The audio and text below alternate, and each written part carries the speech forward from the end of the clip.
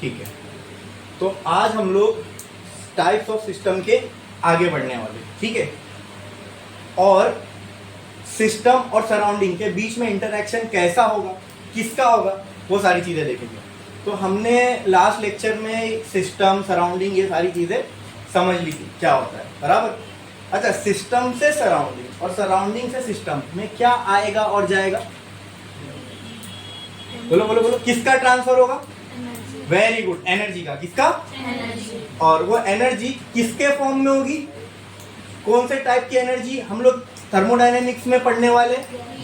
Yes, heat and किस तरीके से हीट और वर्क सिस्टम टू सराउंडिंग या सराउंडिंग टू सिस्टम ट्रांसफर होगी, वो सारी चीजें हम लोग यहाँ पे देखने वाले हैं। क्लियर है? अच्छा, तो एनर्जी का ट्रांसफर पढ़ना है सर। एनर्जी बहुत सारे टाइप की है, उसमें से हमने दो ले लिया, हीट और वर्क। अब इन दोनों का ट्रांसफर के बारे में पढ़ना है कि सिस्टम से सराउंडिंग, सराउंडिंग से सिस्टम में कैसे ट्रांसफर होती है, इनके साइन कन्वेंशन क्या होते हैं, वो सारी चीजें, ठीक है। लेकिन पहले ये तो समझ लेते ये हीट है क्या और वर्क है क्या, हाँ, तो और आसानी होगी ना आगे इनको अच्छे से समझने में। तो सबसे पहले देख लेते हीट क्या है। हाँ, बचपन से सुनते आए होगे ये वर्ड हीट, हाँ। तो कोई मुझे बता सकता है जब ये वर्ड आप सुनते हो हीट तो आपके दिमाग में क्या आता है? कोई? Very good, form of energy. और कोई? और कोई? और कोई? और किसी के हिसाब से हीट सुन के कुछ चीज दिमाग में आ रही है, या अगर मैं आपसे बोलूं कि हीट क्या है उसको डिफाइन करो तो बोलो ना, कुछ भी बोलो चलेगा, जो आपको समझ में आता है वो बोलो। बोलो बोलो, हाँ, कुछ कहना चाह रहे हो? नहीं, ठीक है। तो हीट जो है उन्होंने एकदम 100% सही कहा, it is a form of energy, ठीक है। लेकिन अगर मैं इसको थोड़ा सा एक्सटेंड करूं ना, तो इसको मैं इसके डेफिनेशन में ये भी ऐड कर सकता हूं, heat is a form of energy which can be transferred from one place to another because of temperature difference. Heat को ट्रांसफर होना है ना, होगी। क्यों होगी? Yes, exactly, very good. अगर एक बॉडी 100 डिग्री पर है, एक बॉडी 50 डिग्री पर है, तो यहां पर 100 डिग्री वाली बॉडी से 50 डिग्री वाली बॉडी पे हीट क्या होगी? ट्रांसफर होगी। अगर हीट को ट्रांसफर होना है एक जगह से दूसरी जगह, तो एक चीज याद रख लो, कंपलसरी ये कंडीशन होना ही चाहिए, हीट ट्रांसफर होने के लिए दो जगहों पर या दो बॉडी का टेम्परेचर में डिफरेंस होना जरूरी है। ये कंडीशन है हीट ट्रांसफर के लिए, ठीक है। तो अगर ऐसा, तो इस केस में क्या होगा कि अगर दो बॉडी का टेम्परेचर सेम हो जाए, लेकिन दो एग्जांपल, ये है 1000 डिग्री पर बॉडी, ये बॉडी 1000 डिग्री पर, दोनों को मैंने टच कर दिया, अब क्या इसमें हीट ट्रांसफर होगी कि नहीं होगी? 1000 डिग्री पर है, सोचो इतनी गर्म है, होगी कि नहीं होगी? नहीं होगी। सिंपल, अपने को फिजिक्स सही मालूम होनी चाहिए, बाकी कितना भी कोई कंफ्यूजन क्रिएट करे कुछ नहीं होने वाला, ठीक है। अगर दो बॉडी सेम टेम्परेचर पे है तो वहां उन दोनों के बीच में हीट ट्रांसफर नहीं होगी, चाहे वो कितनी भी डिग्री पर हो, कितनी भी हाई टेम्परेचर पे होने दो। बोलो, इतना क्लियर है? समझ में आया? तो हीट के ट्रांसफर होने के लिए क्या होना जरूरी है? Temperature difference. अच्छा, तो मैंने कहा 100 से 50 पर हीट ट्रांसफर होगी, क्या 50 से 100 पे नहीं हो सकती? बोलो, किस किस को लगता है हो सकती है और किस किस को लगता है नहीं हो सकती है? सिंपल है ना भाई, हीट ट्रांसफर के लिए क्या जरूरी है? Temperature difference. क्या 100 और 50 में टेम्परेचर का डिफरेंस है?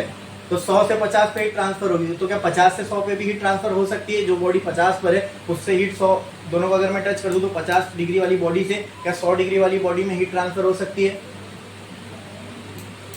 देखो सही, हाँ तो हाँ, नहीं तो नहीं। मैं बोला ना, मैं आपसे राइट आंसर एक्सपेक्ट नहीं करता, मैं आपसे आंसर एक्सपेक्ट करता हूँ, वो गलत होगा तो यहाँ सही हो जाएगा, ठीक है। हाँ बोलो, आपको बोलो क्या लगता है, क्या विचार क्या है आपकी इस चीज पर? होगी? Very good. और किसी को लगता है कि होगी या नहीं होगी?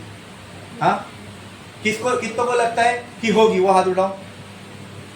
हाँ ठीक है, मेजॉरिटी जनता को लगता है होगी, बाकी को नहीं लगता है नहीं होगी, ठीक है। तो मतलब मैक्सिमम लोग ये कह रहे हैं कि अगर दो बॉडी अलग अलग टेम्परेचर पे है जो कि हीट ट्रांसफर के लिए जरूरी है, ठीक है। तो जो कम टेम्परेचर वाली बॉडी है उससे हायर टेम्परेचर वाली बॉडी पे हीट ट्रांसफर होगी, ये मैक्सिमम लोगों का कहना है, ठीक है। तो अब जो मैं कहने जा रहा हूं इसको दिमाग में बिठा लेना, ठीक है, और इसको हमेशा हमेशा याद रखना, क्योंकि ये सिर्फ इस चैप्टर के लिए नहीं, आपको हमेशा के लिए काम में आएगा, रिलेटेड टू हीट, ठीक है। तो ध्यान से सुनना, heat temperature, heat transfer by nature अपने आप सिर्फ और सिर्फ हायर से लोअर पे ही होता है, ठीक है। तो अगर मैं कहूं कि 50 डिग्री वाली बॉडी है और एक 100 डिग्री वाली बॉडी है, तो 50 वाली से 100 पे हीट ट्रांसफर होगी क्या? नहीं होगी, हो ही नहीं सकता, नेचर इसको अलाउ नहीं करता। ऑटोमेटिक बाय नेचर अपने आप हीट ट्रांसफर होना है तो कहां से कहां होगा? हायर टू लोअर, ठीक है। फॉर एग्जाम्पल, इसको एक एग्जाम्पल से समझते, ठीक है। अपने पास एक पानी की टंकी है, ठीक है, जो 10 माले की बिल्डिंग के ऊपर रखी हुई है। अब ग्राउंड फ्लोर पे पानी चाहिए, ठीक है, या चलो ग्राउंड फ्लोर हटा दो, 5वें माले पे अपने को पानी चाहिए, ठीक है, 5वें माले पे पानी चाहिए, और पानी कहाँ पर है? ऊपर टाकी में। तो अब अगर मैं नल खोलूंगा तो उसके लिए क्या मुझे मोटर लगाना पड़ेगा ऊपर से नीचे पानी लाने के लिए? नहीं, ठीक है। अच्छा, अब वही जो 10 माले पे टाकी है उस पे पानी पहुंचाना है तो मोटर लगेगी। इसका मतलब क्या? बाय नेचर वाटर जो है हायर लेवल से लोअर लेवल पे हो सकता है ट्रांसफर, लेकिन उसी को अगर लोअर लेवल से हायर पे करना हो तो नहीं हो सकता। अगर करना है तो उसके लिए हमको एक्सटर्नल कुछ चीज करनी पड़ेगी, जैसे कि मोटर। आई बात समझ में? क्लियर, एकदम क्लियर है? हाँ, ये पानी के एग्जांपल से समझ में आया। बाय नेचर पानी, झरना कहां से कहां फ्लो होता है? ऊपर से नीचे कि नीचे से ऊपर? ऊपर से नीचे, ठीक है। तो सेम चीज हीट में है, ठीक है। हीट भी कहां से कहां फ्लो होगी? हायर टेम्परेचर, जैसे वाटर हायर लेवल से लोअर लेवल पे ऑटोमेटिक आएगा, कुछ करने की जरूरत नहीं है। लेकिन लोअर लेवल से हायर लेवल पे पानी को लेके जाना है तो एक्सटर्नली कुछ देना पड़ेगा। वो क्या होता है वो भी हम लोग आगे देखेंगे, उसको वर्क बोलते हैं, वो देखेंगे हम लोग आगे। क्लियर है?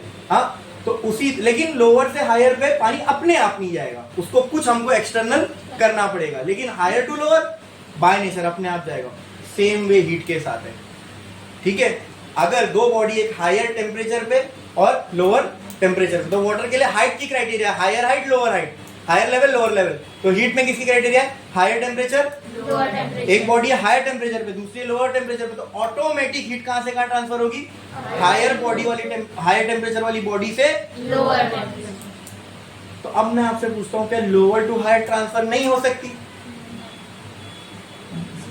पानी का लोअर लेवल से हायर लेवल पे नहीं लेके जाया जा सकता, लेकिन उसके लिए कुछ इसी तरह हीट भी लोअर से हायर पे ट्रांसफर हो सकती है, लेकिन अपने आप नहीं होगी, एक्सटर्नली कुछ करना पड़ेगा। जैसे एग्जांपल दूं, राइट नाउ इस रूम में वही हो रहा है। इस रूम का टेम्परेचर बाहर के टेम्परेचर से क्या है? ज्यादा है, तभी तो ठंडा लग रहा है ना। हाँ, मतलब this room is at lower temperature. ये रूम एक सिस्टम है, दीवार इसकी बाउंड्री है, तो बाउंड्री के बाद जो कुछ है वो सराउंडिंग। तो now system is at lower temperature with respect to surrounding. तो ये एसी क्या, या ठंडा क्यों लग रहा है? एसी रूम को ठंडा नहीं कर रही है, एक बात याद रखो, एसी सिर्फ इस रूम की हीट को निकाल रही है, तो ऑटोमेटिक ठंडा ही होगा। एसी रूम को ठंडा कर रही है बोलने की बजाय मैं अगर ये बोलूं जो एसी एक्चुअल में कर रही है, एसी यहाँ से हीट को निकाल रही है, तो ऑटोमेटिकली जहां से हीट जाएगी वहां टेम्परेचर कम ही होगा ना, इसलिए हमको ठंडा लग रहा है। तो एसी क्या कर रही है? यहाँ से हीट निकाल रही है, लेकिन ये तो फिर लोअर टेम्परेचर पे हो जाएगा, वो हायर टेम्परेचर पे। तो एक्चुअल में ये एसी क्या काम कर रही है? यही काम कर रही है, लोअर से हायर पे हीट ट्रांसफर कर रही है। लेकिन क्या ये अपने आप हो रहा है? देखो, उसके लिए हमको एसी लगानी पड़ी, जैसे पानी के केस में मोटर लगाए थे। समझ में आया? समझ में आया? क्लियर है? तो इसको बोलते हैं वर्क, हमको वर्क करना पड़ेगा। अगर हमको लोअर से हायर पे पानी पहुंचाना है तो वर्क करना पड़ेगा in the form of motor. अगर हमको लोअर से हायर पे हीट को पहुंचाना है तो भी वर्क देना पड़ेगा, वर्क करना पड़ेगा, कोई मशीन लगानी पड़ेगी, जैसे कि यहाँ पे लगाया हमने एसी। आई बात समझ में? अगर लोअर से हायर पे होती तो फिर एसी की जरूरत थी नहीं। क्लियर है? समझ में आया? इधर आ जाओ ना, आप इधर आ जाओ। क्लियर, समझ में आया? तो चलो अभी हीट का डेफिनेशन लिख लेते हैं, ठीक है, फिर उसके साइन कन्वेंशन भी देखेंगे। अगर अभी ये सिस्टम है, यहां से हीट, आप एकदम क्लियर बोलो, यहां से हीट जा रही है कि यहाँ पे हीट आ रही है? जा रही है, मतलब हीट ट्रांसफर हो रही है फ्रॉम सिस्टम, ये बोल सकता हूँ। तो इसको एक साइन कन्वेंशन देते हैं, या तो ये पॉजिटिव होगा या तो ये नेगेटिव होगा। अब वो कैसा देते हैं वो हम लोग आगे देखेंगे, ठीक है। तो पहले स्टार्ट करो, लिखो हीट, लिखो हीट। हाँ, इसका मैं डेफिनेशन दे रहा हूं, वो लिखो।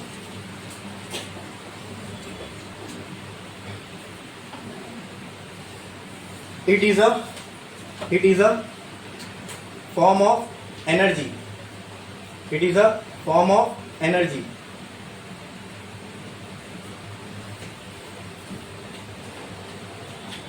Which gets transferred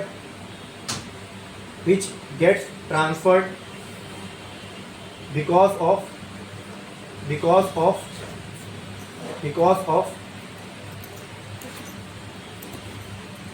temperature, ऐसा लिखो, which get transferred from one place to another, which get transferred from one place to another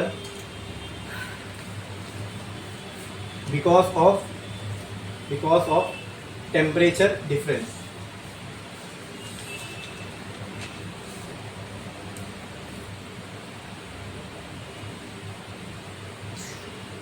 लिखा आपने, ठीक है। What is it? It is a form of, तो इसकी SI यूनिट क्या होगी? जूल लिखो, it's SI unit is joule. Spelling लिख दो जूल की और ब्रैकेट में कैपिटल J।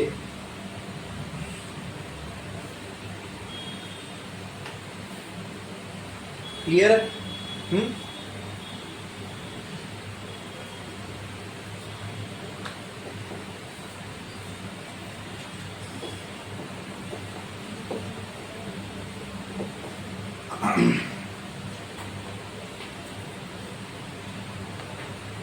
जब सिस्टम से हीट जाती है, ठीक है, तो सिंपल यही समझ लो, सिस्टम था, इसमें से हीट निकल गई, तो यहाँ पे हीट का क्या हुआ? लॉस। तो जब कोई चीज लॉस में जाएगी तो उसको पॉजिटिव बोलोगे कि नेगेटिव? बस खत्म। तो heat lost by the system, heat lost by the system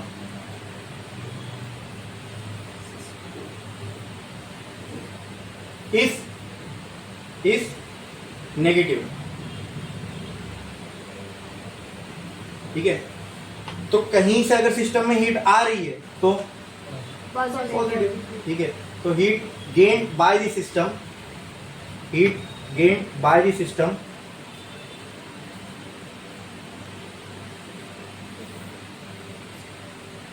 is positive, ठीक है।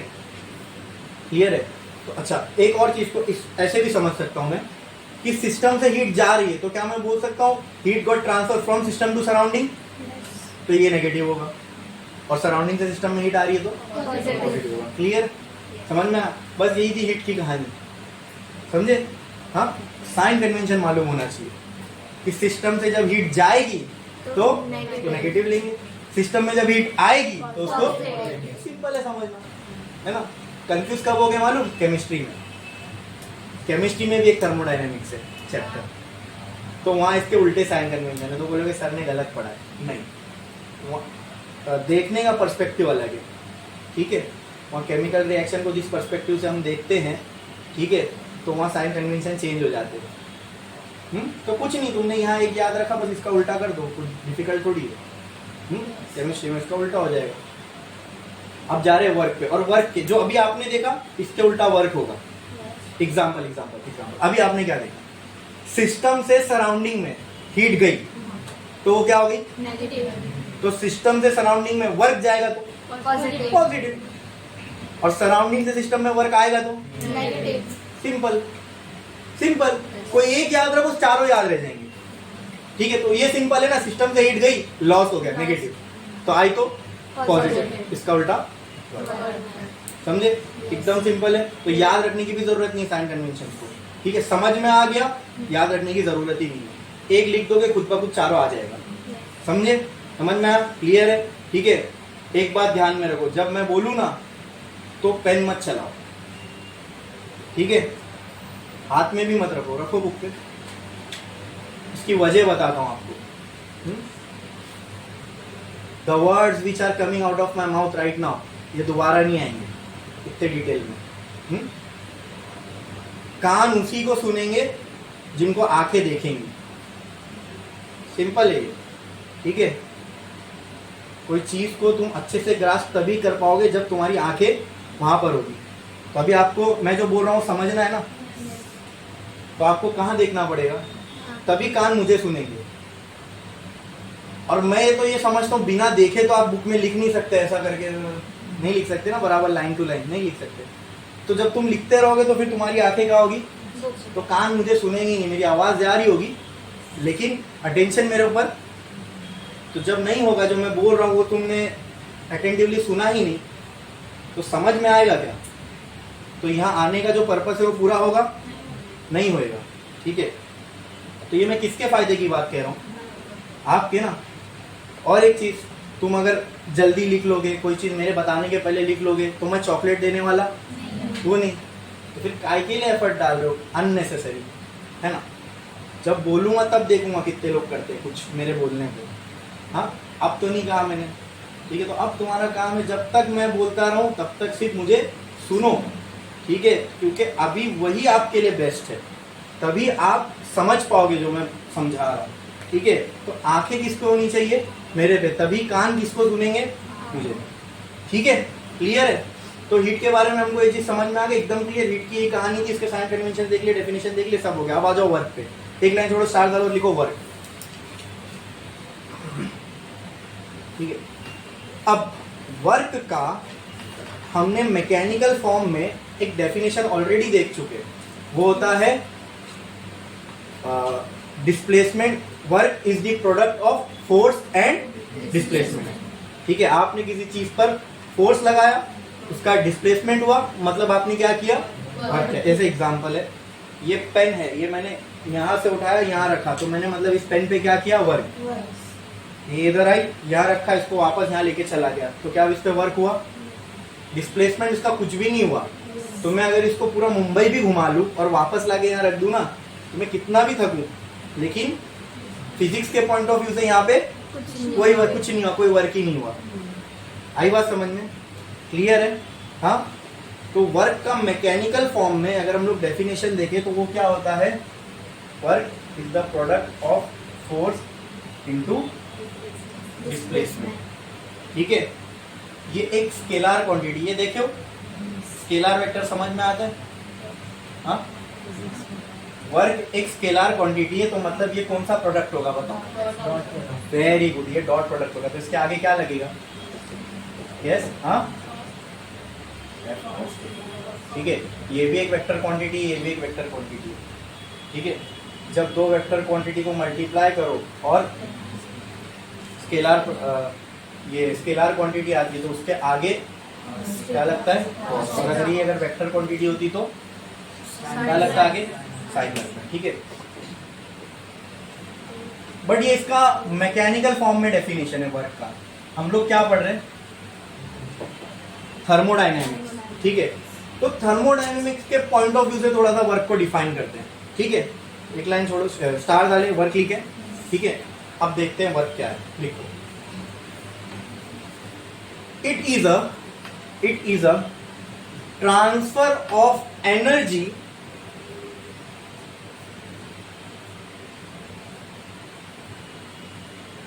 Between system and surrounding.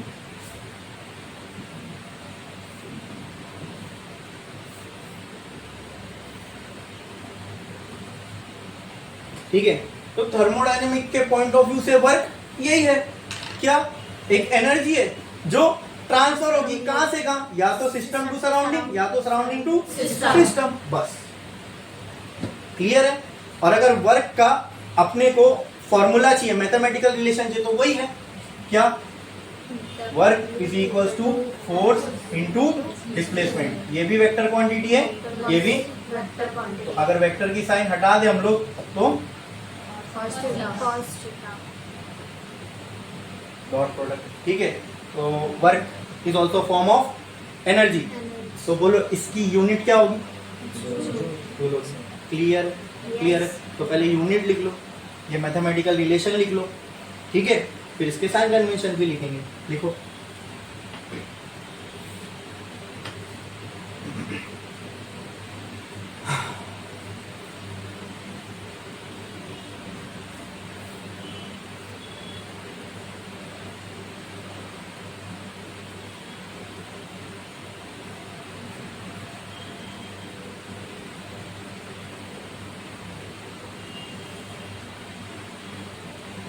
हो गया लिख के?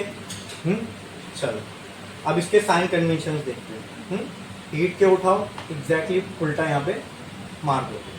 Heat loss by the system is मतलब सिस्टम ने हीट दिया तो पॉजिटिव। वही अगर सिस्टम वर्क देगा तो अरे heat loss by the system क्या थी? लॉस हुआ ना। Heat lost by the system was negative. तो अगर सिस्टम वर्क देगा तो लिखो work done by the system. Work done by the system, work done by the system is positive. तो work done on the system, work system पे करोगे मतलब कहीं और से कर रहे होगे ना, मतलब वो सिस्टम में वर्क आ रहा है, जा नहीं रहा है, सिस्टम में वर्क आ रहा है। तो work done on the system क्या होगा? नेगेटिव। कोई भी मशीन पहले लिख लो, फिर मैं उसको और अच्छे से आपको समझाता हूं। कोई भी सिस्टम का मतलब जैसे अगर हम लोग ये ले ले एयर कंडीशनिंग सिस्टम, ठीक है, ये एक मशीन है, इसको क्यों लगाते हो आप? ये कुछ आपको पर्पस फुलफिल करके दे, जैसे कि हीट को यहां से वहां लोअर से हायर लेके जाना। और एक एग्जांपल देता हूं, आपको पता है कार सबने देखे, उसका दिल क्या होता है? वो चलाने वाली चीज क्या है? Engine. It is also thermodynamic system, it is a machine. क्यों लगाते हो? उससे कुछ काम करवाना है, ठीक है। वो मशीन तुमको कुछ काम करके देगी तो तुम्हारे फायदे का है। तो वहां डिजायर्ड क्या है कि मशीन कुछ काम करके दे, तो करके दे रही तो इट इज समथिंग पॉजिटिव ना। यही तो हमको चाहिए। आई बात समझ में? क्यों work done by the system हम पॉजिटिव लेते? ये फिजिक्स के पॉइंट ऑफ व्यू से बता रहा हूं, ठीक है, समझना। एक मशीन है, एक सिस्टम है, उसने आपको कुछ काम करके दिया, तो ये अच्छी बात है बुरी बात है? अच्छी चीज है, यही हम चाहते हैं। सो ये क्या होगा? पॉजिटिव होगा। क्लियर है? समझ में आया? ठीक है। तो अब हम लोग थर्मोडायनेमिक्स में काफी अंदर तक आ गए, ठीक है। अब थर्मो जो पार्ट था एनर्जी, उसमें जो दो एनर्जी हमको देखना था, हीट और वर्क, दोनों हमने डिफाइन कर ली, दोनों समझ लिए, दोनों के साइन कन्वेंशंस भी क्लियर हो गए। आई बात समझ में? बोलो इसमें किसी को कोई डाउट है? यहाँ तक क्लियर एकदम? ठीक है। अब आगे सिस्टम से हीट और वर्क ट्रांसफर हो सकते हैं कहाँ पे? सराउंडिंग में, और यही चीज सराउंडिंग टू सिस्टम भी हो सकती है। क्लियर है? ठीक है। और भी कुछ चीज है जो हम लोगों को सिस्टम के बारे में बताती है, ठीक है। अभी जैसे एग्जाम्पल कि एक प्रेशर कुकर है, अगर वो ऐसे ही बाहर रखा हुआ है, उसके अंदर हमने कुछ नहीं डाला, उसके ऊपर कोई हीट नहीं है, कुछ नहीं है, ठीक है, तो क्या आप उसको इजीली छू सकते हो? हाँ, इजीली एक जगह से दूसरी जगह लेके जा सकते हो। लेकिन वही अगर गैस पे रखा हुआ है, उसके अंदर आपने सामान डाला हुआ है, वो हीट हो रहा है, अंदर प्रेशर बन रहा है, तो क्या उसको आप बेयर हैंड से टच कर लोगे? नहीं कर पाओगे ना। तो ये सब, ठीक है, ये डिसीजन आप कैसे ले पाए कि नहीं भाई अभी इसको टच नहीं करना? क्यों? क्योंकि गर्म होगा, इसका टेम्परेचर ज्यादा होगा। ये क्यों हुआ? क्योंकि आपने उसको किस पे रख दिया? हीट पे। तो ऐसा क्या हुआ वो हीट देने से, ठीक है, कि अंदर जो चीज है वो पक भी रही है, आप उसको छूने से डर रहे हो। क्या क्या क्या हुआ होगा उस कुकर? क्या हुआ रहेगा जिससे आप उसको डायरेक्टली टच नहीं कर सकते? बोलो बोलो बोलो। यस यस यस, उसका क्या बढ़ा होगा? टेम्परेचर। क्या बढ़ा होगा? तो क्या यही वजह हो सकती है कि उसके अंदर जो भी चीज रखी हुई है वो पक जाए? हाँ, लेकिन सिर्फ यही वजह नहीं है वो। तो अगर यही वजह होती सिर्फ टेम्परेचर बढ़ाने से अंदर की चीज को पकाना है, तो हम लोग सादे बर्तन में भी कर सकते थे ना। लेकिन ये हमको पता है कि कुकर में करने से जल्दी होगा, यस, वेरी गुड। अंदर क्या बनता है? प्रेशर। तो आप समझ रहे हो कि हम लोगों को अगर एक थर्मोडायनेमिक सिस्टम को अच्छे से समझना है तो और भी कुछ चीजें हैं, हीट कहां से कहां गई के अलावा भी कुछ चीजें हैं जिन पर ध्यान देना पड़ेगा, जो मुझे सिस्टम के स्टेट के बारे में बताएगी। ठीक है, आई बात समझ में कि सिस्टम के बारे में बताएगी कि अभी ये सिस्टम गर्म है, अभी ये सिस्टम ठंडा है, अभी इसको हम हैंडल कर सकते हैं, अभी इसको नहीं कर सकते हैं। ठीक है, अभी इसमें सीटी उठेगी तो मतलब टेम्परेचर बहुत ज्यादा हो गया। ठीक है, जैसे पानी है, ठीक है, अगर वो उसका टेम्परेचर बहुत कम हो गया तो अब वो सॉलिड फॉर्म में हो जाएगा, 100 डिग्री आ गया तो वेपर फॉर्म में हो जाएगा, तो हम लोग उस पे मतलब उसको उसके आसपास जाना खतरा है हमारे लिए। ठीक है, तो हमको ये समझ में आ रहा है कि सिस्टम में सिर्फ ये समझ लेना कि वर्क और हीट का ट्रांसफर हो रहा है यही काफी नहीं है। और कौन सी चीजें जो हमको सिस्टम के बारे में बहुत अच्छे से बता सकती है कि सिस्टम अभी कौन से स्टेट में है, कि सिस्टम की अभी हालत क्या है। सिंपल, जैसे कुकर, हाँ अभी इसको नहीं छू सकता हूं, ये मुझे कैसे पता चलेगा? एग्जैक्टली मतलब सिस्टम का क्या स्टेट है, क्या कैफियत है। ठीक है, हाँ क्या अभी सिस्टम की क्या कैरेक्टरिस्टिक है वो हमको किससे पता चलेगा? Temperature, pressure. तो सिर्फ टेम्परेचर नहीं, और भी चीजें, प्रेशर, वॉल्यूम। प्रेशर कब बढ़ेगा? जब वॉल्यूम नहीं बढ़ने दोगे ना। अगर तुम वॉल्यूम भी बढ़ाते जाओ तो प्रेशर थोड़ी ना बढ़ेगा, प्रेशर उतना ही रहेगा, कांस्टेंट रहेगा, या हो सकता है कम भी हो जाए। क्लियर है? तो कुछ चीजें और भी हैं दोस्तों जो हमको सिस्टम के बारे में ज्यादा अच्छे से पता करने में हेल्प करती है, जैसे कि प्रेशर। तो इनको बोलते हैं सिस्टम प्रॉपर्टीज। ठीक है, सिस्टम के बारे में अच्छे से जानना है। जैसे एग्जांपल मुझे कोई पर्सन को डिस्क्राइब करना है, ठीक है, ताकि आप उसको पहचानो, तो मैं क्या करूंगा? मैं आपको उसकी कैरेक्टरिस्टिक्स बताते जाऊंगा। वो स्पेक्स लगाता है, फेयर है, इतनी हाइट है, हाँ ऐसा ड्रेसिंग सेंस है उसका, ठीक है, फैट है, थीन है ना। तो ये सब मैं क्या बता रहा हूँ? उसकी कैरेक्टरिस्टिक बता रहा हूँ जिसके बारे में आप उसको अच्छे से जान सकते हो। ठीक है, तो उसी तरह सिस्टम के बारे में अगर हमको अच्छे से जानना है तो सिस्टम की क्या मालूम होनी चाहिए? कैरेक्टरिस्टिक। उसी को हम लोग क्या बोलते हैं? सिस्टम की प्रॉपर्टी। ये जो मैंने बताया, फैट, थीन, टॉल, ये सब क्या प्रॉपर्टीज है किसी पर्सन की, उसको समझने के लिए, उसको जानने के लिए। क्लियर है? उसी तरह सिस्टम को अगर अच्छे से समझना है तो उसकी क्या मालूम होना जरूरी है? प्रॉपर्टीज। ठीक है, इसी को हम सिस्टम प्रॉपर्टीज भी बोलते हैं, जैसे कि प्रेशर, वॉल्यूम, टेम्परेचर, ये सारी चीजें। तो एक लाइन छोड़ो, स्टार डालो और लिखो properties.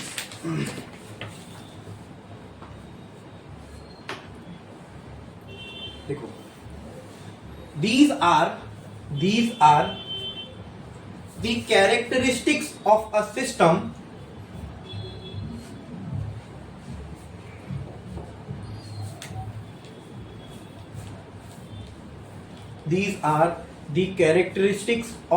system which helps us to know about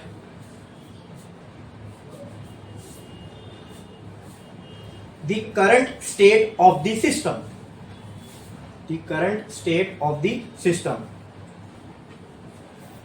अब प्रॉपर्टीज के एग्जाम्पल क्या क्या हो सकते हैं बताया मैंने?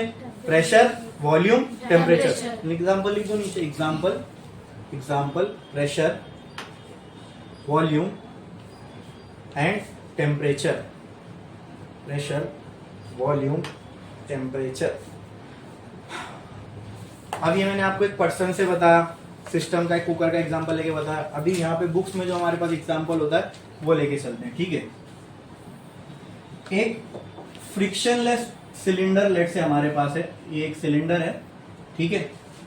सिलेंडर बोले तो कुछ नहीं, ऐसे समझ लो बॉटल है, बॉटल, ठीक है। उसको आप ऊपर से काट दो, नीचे से काट दो, तो आपके पास क्या बचेगा? सिलेंडर शेप वो, ठीक है। उसको मैंने यहाँ आगे से बंद कर दिया। ऐसा ये कुछ दिखने में ऐसा होगा ना, ऐसा, ठीक है। ये होगा सिलेंड्रिकल शेप। अब इसके अंदर मैंने एक पिस्टन लगा दिया, ठीक है। पिस्टन लगा दिया, और मैं एक अजम्पशन ले रहा हूं, क्या? ये इन दोनों के बीच में जो कांटेक्ट है वो फ्रिक्शनलेस है। फ्रिक्शनलेस मतलब इन दोनों के बीच में कोई फ्रिक्शन नहीं है, ठीक है, ये घसता है ना जब दो चीजें एक दूसरे का, भी ऐसा हाथ घसोगे, यहाँ फ्रिक्शन हो रहा है, इस वजह से बीच में हीट प्रोड्यूस हो रही है ना। हाँ, तो हम एक असम्पशन लेके चल रहे कि ये फ्रिक्शनलेस है। क्या है? फ्रिक्शनलेस। ठीक है, अब चलो इसके स्टेट के बारे में देखेंगे। तो स्टेट कर रहे हैं ना हम लोग कि कैसे हम लोग एक सिर्फ प्रॉपर्टी को देख के सिस्टम अभी करंटली क्या कर रहा है वो बता सकते हैं। चलो लेट से इसके अंदर मैंने गैस फिल कर दी। क्या फिल कर दी? गैस। यानी यहाँ पे गैस के बहुत सारे मॉलिक्यूल्स होंगे। क्लियर? इस सिलेंडर के अंदर मैंने क्या फिल कर दी? गैस। यानी अंदर क्या? बहुत सारे गैस के मॉलिक्यूल्स है। ये साइड पे मैंने क्या लगा दिया? पिस्टन। क्या लगा दिया? क्या लगा दिया? पिस्टन। क्लियर है?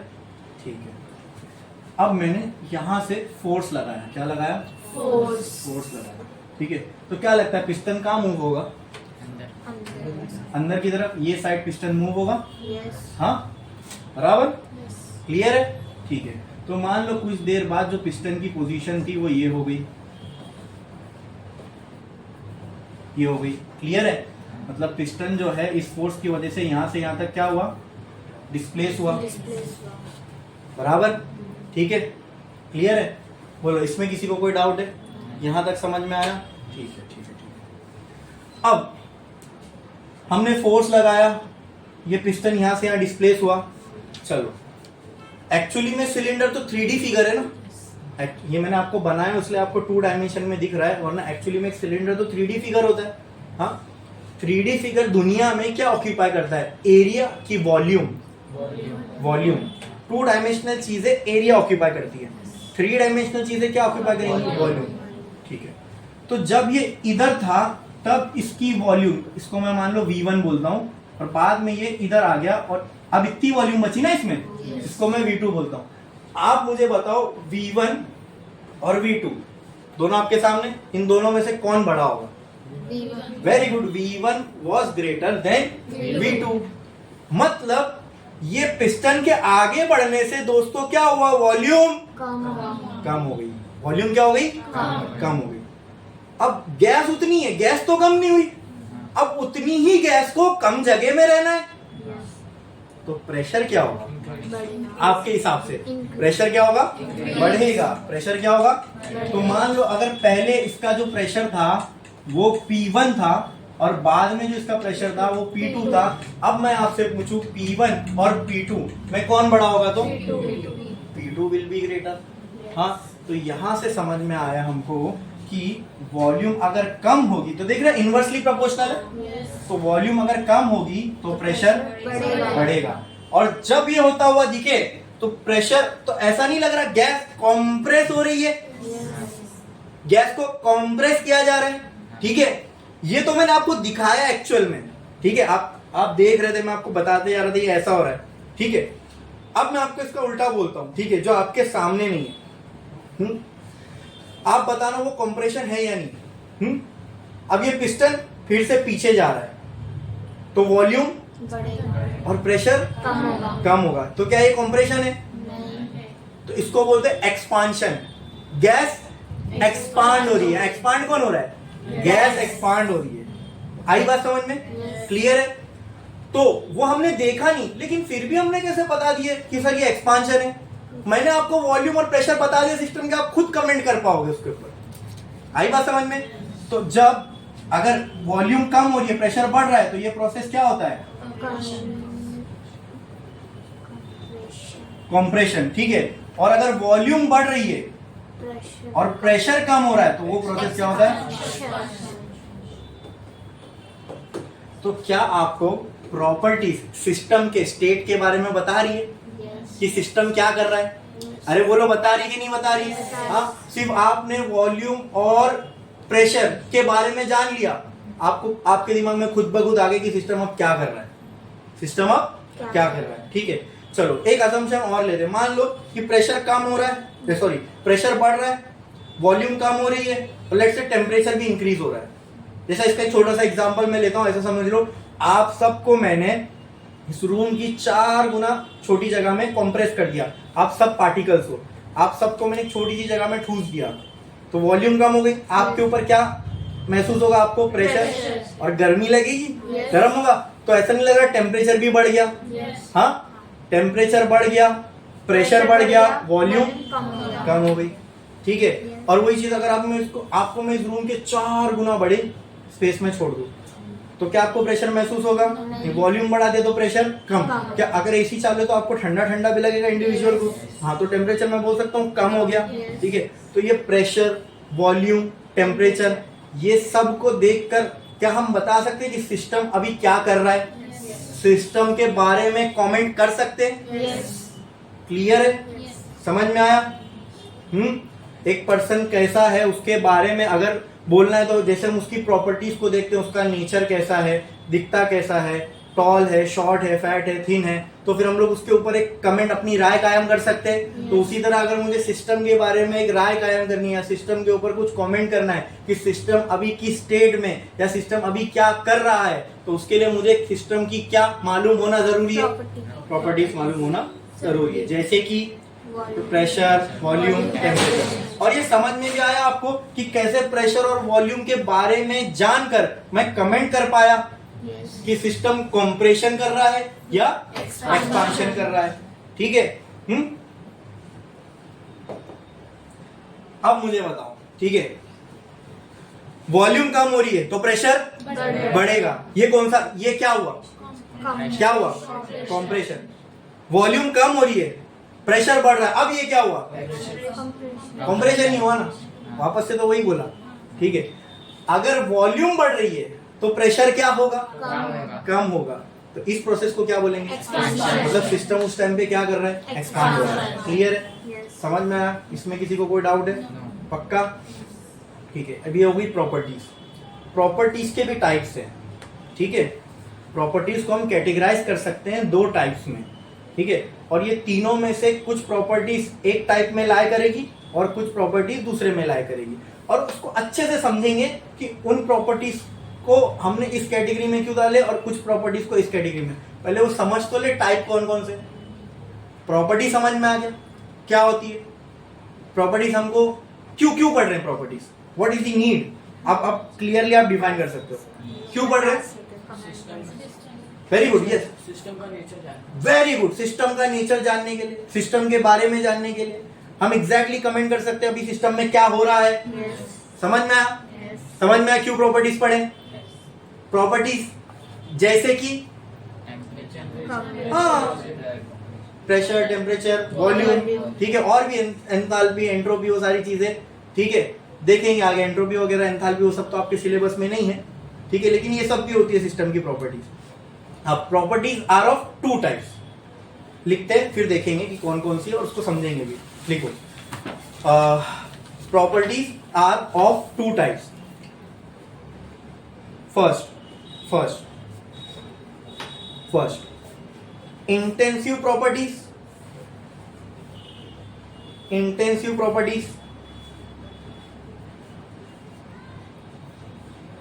Second extensive properties.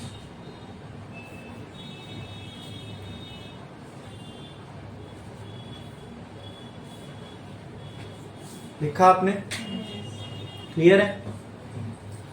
अब पहला लिखो, स्टार डालो, लिखो intensive property. Intensive property, intensive property, intensive property. लिखा आपने? Intensive properties.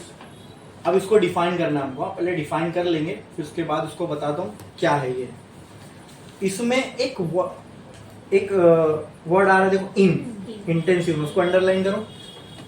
इंटेंसिव में आपको इन दिख रहा है? yes. तो इसी से इसको समझ लेना कि दीज प्रॉपर्टीज आर इंडिपेंडेंट। अब इंडिपेंडेंट नहीं, आजाद। आजाद किससे? Independent of mass. ये प्रॉपर्टी इंडिपेंडेंट है। किससे इंडिपेंडेंट है? मास से।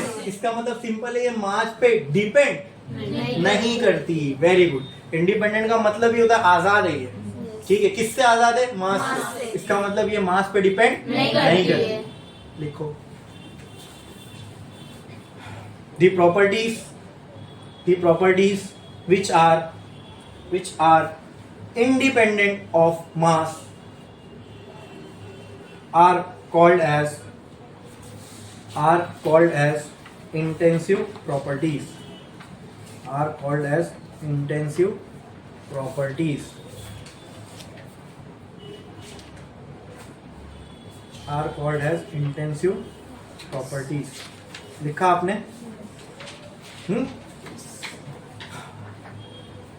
अब उसके एग्जाम्पल देखते हैं, ठीक है। जैसे जो मास पे डिपेंड नहीं करती, मतलब मास बढ़े या कम हो, इनको इससे कोई लेना देना नहीं। जैसे मैं एक एग्जांपल देता हूं आपको। हाँ, एक प्रॉपर्टी होती है डेंसिटी, सुनो। इसको हम रिप्रेजेंट करते हैं रो से, और इसका फॉर्मूला होता है मास पर यूनिट वॉल्यूम, ठीक है। अब मैं आपसे एक सवाल पूछता हूं, उसका मुझे जवाब देना। मेरे पास, अच्छा, वाटर की डेंसिटी जो होती है वाटर की 1000 kg पर मीटर क्यूब, ठीक है। वॉल्यूम है ना, मीटर क्यूब आएगा, ठीक है। तो वाटर की जो डेंसिटी है ये होती है 1000 kg पर मीटर क्यूब। अब मैंने क्या किया, 1 लीटर पानी की बोतल लिया, उसमें भी क्या है, पानी है, और मेरे घर पे 1000 लीटर की टाकी रखी है, उसमें भी पानी है। दोनों जगह पानी की क्वांटिटी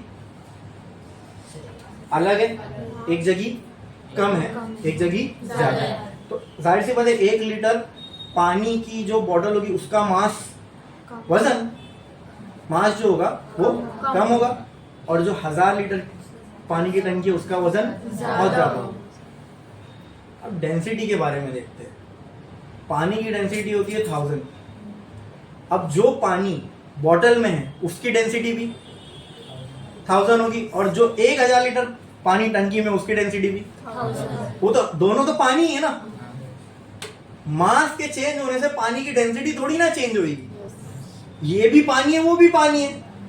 तुम 1,00,000 लीटर पानी लेके आ जाओ, उसकी भी डेंसिटी 1000। तो आपको ये क्लियर समझ में आ रहा है इसमें कि मास चेंज हुआ लेकिन डेंसिटी में तो कोई फर्क हुआ ही नहीं।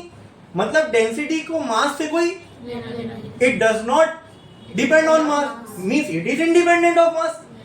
तो किस में आएगा ये? इंटेंसिव। तो लिख दो एग्जांपल।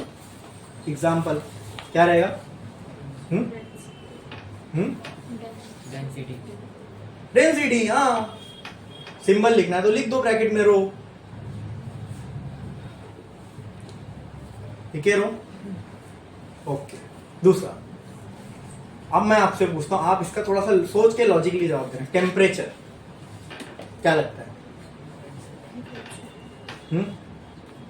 ये कह रहे हैं इंटेंसिव, और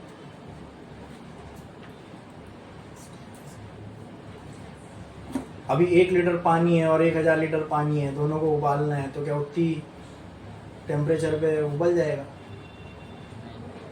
हाँ, हाँ, नहीं होएगा ना। हाँ, बिल्कुल नहीं होएगा।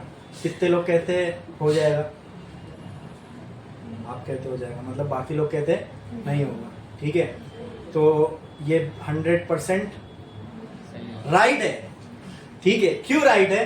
क्योंकि देखो, पानी को उबालना है, ठीक है, वो हीट अलग लग सकती है, ठीक है, लेकिन टेम्परेचर, अरे पानी 100 डिग्री पे बॉईल होता है। अब 1 लीटर बॉईल करो कि 1000 लीटर, होगा तो 100 पे। समझ में आ रही है मेरी बात? क्या कह रहा हूं मैं? हाँ, लॉजिकली सोचने बोला था मैंने, कुछ इसमें रॉकेट साइंस थोड़ी है। हाँ, क्लियर है? ऐसे ही सोचे ना, 100 डिग्री पे पानी बॉईल होता है। अब वो चाहे मुट्ठी भर हो, एक पतीली में हो, कि 1000 लीटर हो, बॉईल तो वो 100 पे ही होगा। तो मास चेंज हुआ, वाटर का बॉइलिंग पॉइंट चेंज हुआ? अरे बोलो, नहीं ना। तो टेम्परेचर मास पे डिपेंड करता है, तो वो इंडिपेंडेंट है किससे? तो किस में आएगा? देखो,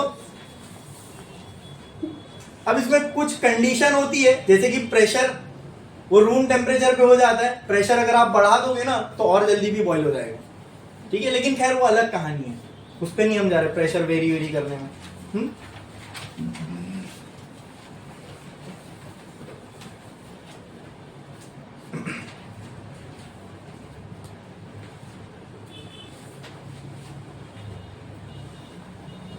दूसरा इंटेंसिव में एक और ऐड कर दो, pressure. Pressure is also intensive property. ठीक है. अब अगर उसको समझाने जाऊं तो प्रेशर का फॉर्मूला पता है? इलास्टिसिटी में पढ़े रहोगे ना last year, mechanical properties of solid 11th में ही है ना. हाँ, फोर्स पर यूनिट एरिया. ये दोनों भी मास पे डिपेंड करती है भाई. 1 किलो को फोर्स 1 किलो को धकेलने के लिए फोर्स कम लगेगा, 10 किलो के लिए ज्यादा लगेगा. ये मास पे डिपेंड है. Yes. 1 किलो किसी चीज का, जैसे पानी ले लो, पानी नहीं, चलो कांदा बटाटा ले लो. 1 किलो कांदा कम जगह गिरेगा, 50 किलो कांदा ज्यादा जगह गिरेगा. ये भी डिपेंड कर रहा है एरिया पे. तो दोनों क्या हो गई, डिपेंड कर रहे हैं मास पे. तो ये इंटेंसिव नहीं तो क्या हो गई, एक्सटेंसिव. खत्म. अपन याद कर रहे क्या? कुछ याद कर रहे क्या? नहीं समझ रहे, एकदम सिंपल. तो दो एक्सटेंसिव प्रॉपर्टी का ratio is an intensive property. तो एक्सटेंसिव प्रॉपर्टी का ratio is an intensive property. एक और एग्जांपल दूं जो हमने ऑलरेडी देख चुके. चलो देखते. मैंने क्या कहा? दो एक्सटेंसिव प्रॉपर्टी का रेशियो इज मास. क्या मास पे डिपेंड करेगा? अरे करेगा ना. किसी चीज का मास 1 kg है तो उसका मास 1 kg है. मास एक्चुअली उसके लिए फिर तुमको मास को डिफाइन करना पड़ेगा. मास क्या होता है मालूम है? हाँ, अभी तुम यहाँ जाओ, पोल्ट्री फार्म मिलेगा तुमको या गोश्त की दुकान मिलेगी, वहां पे जो मिलता है उसको क्या बोलते हैं? मांस. नहीं, वो मांस नहीं है. मास जो होता है amount of matter in an object. एक चीज में कितना सामान घुसा हुआ है वो होता है मास. ठीक है. तो amount of matter in an object, ठीक है, उसको बोलते हैं मास. ठीक है. तो मास अपने आप में मास है, तो वो तो हो गया एक्सटेंसिव. वॉल्यूम सोचो, क्या ये मास पे डिपेंड करेगी? कांदा 1 किलो कांदा है, वॉल्यूम कितनी घेरेगा? कम घेरेगा. 50 किलो कांदे की गोनी है और 500 किलो कांदे की गोनी है, तो वॉल्यूम ज्यादा घेरेगी कम घेरेगी? ज्यादा घेरेगी ना. तो क्या ये भी डिपेंड कर रही है? अगर डिपेंड कर रही है मास पे तो इंटेंसिव है कि एक्सटेंसिव है? ये भी एक्सटेंसिव. तो दोनों का रेशियो क्या? इसको हमने इंटेंसिव में नहीं लिखा. और क्या इससे नहीं समझे थे हमने इंटेंसिव? इसको इंटेंसिव पहले ही समझ लिए थे, लेकिन क्या ये क्राइटेरिया से भी ये बैठ रहा है सही? समझा? तो फिर जब इस क्राइटेरिया से ये सही बैठ रहा है तो यही क्राइटेरिया से ये भी तो सही होगा ना. हाँ, होगा ना. तो समझ में, ये दोनों भी एक्सटेंसिव प्रॉपर्टी है, तो इनका ratio will be N intensive property. बोलो, उसमें किसी को कोई डाउट है? एकदम क्लियर, समझ में आया अच्छे से? हाँ, पक्का. ठीक है. तो pressure is also an intensive property. तीनों एग्जांपल लीजिए. अब आते हैं एक्सटेंसिव. अच्छा, अभी देखो, तुमने ये चैप्टर पढ़ा, याद किया? नहीं, जैसे टेस्ट के लिए पढ़ते ना वैसा कुछ पढ़ा है? नहीं ना. ठीक है. लेकिन मैं बोलता हूँ तुम बिना पढ़े एक्सटेंसिव का डेफिनेशन बना लोगे. मैंने क्योंकि वो इंटेंसिव को बना के ऐसा किया कि तुम खुद का खुद बना लोगे. तो बोलो क्या होगा? अच्छा, है क्या नहीं नोट्स अपनी जबरदस्त? तो मैं बोला था ना ये तुमको यही मिलेगी. हाँ, बुक्स में तुम उस चीज को वैसे अभी जब मैं यहाँ पढ़ा रहा हूँ फिर आपको बोल रहा हूँ तो एकदम अच्छे से समझ में आता है. क्लियर है? ठीक है. तो लिखो एक्सटेंसिव प्रॉपर्टी. तो उसका डेफिनेशन कैसे बनाओगे?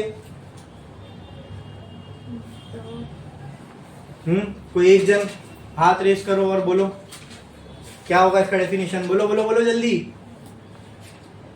हाँ बोलो. हाँ, are called as. Very good. ठीक है, सिंपल लिख लो. The properties which are dependent on mass are called as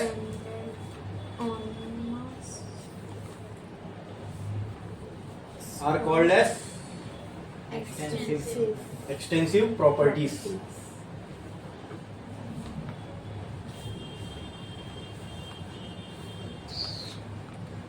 clear?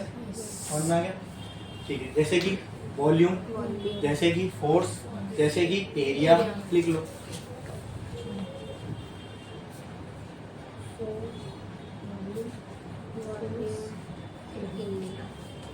Clear है?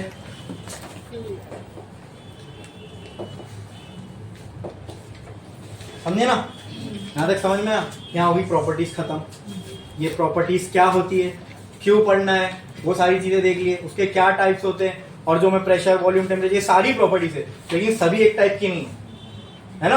प्रेशर टेम्परेचर एक अलग टाइप की प्रॉपर्टी है और वॉल्यूम एक अलग टाइप की प्रॉपर्टी है। मेजरली इनसे डील करना रहता है हमको थर्मोडायनेमिक्स में, इसलिए मैंने सिर्फ प्रेशर, टेम्परेचर और वॉल्यूम बताया, वरना और भी सिस्टम की प्रॉपर्टीज हो सकती है। लेकिन हम लोग मेजरली देखना इस चैप्टर में किससे ज्यादातर डील करने वाले, प्रेशर, वॉल्यूम, टेम्परेचर, इन प्रॉपर्टीज से, और एनर्जी में वर्क और हीट। क्लियर है? समझ में आया? ठीक है। तो सिस्टम को डिफाइन करने के लिए हमको क्या चाहिए, हम लोग को सिस्टम को डिफाइन करने के लिए, सिस्टम के स्टेट को डिफाइन करने के लिए हमने क्या भी देखा, प्रॉपर्टी थी। हमको सिस्टम के नेचर के बारे में, स्टेट के बारे में, या सिस्टम की उसको क्या कंडीशन है इसके बारे में बताती है। ठीक है।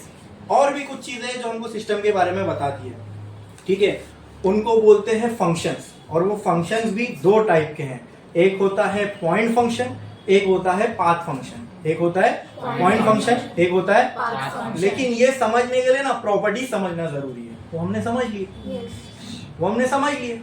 ठीक है। तो कुछ प्रॉपर्टीज है जो एक पॉइंट पे डिपेंड करती है, तो उसको बोलेंगे पॉइंट फंक्शन। कुछ प्रॉपर्टीज है वो पाथ पे डिपेंड करती है, उसको बोलेंगे पाथ। अब ये थोड़ा बहुत कंफ्यूजिंग होगा, ये समझ में नहीं आएगा सर कौन सा पॉइंट, कौन सा पाथ, है ना? ठीक है, चलो आओ इसको समझते हैं। ठीक है, तो लेट मी इंट्रोड्यूस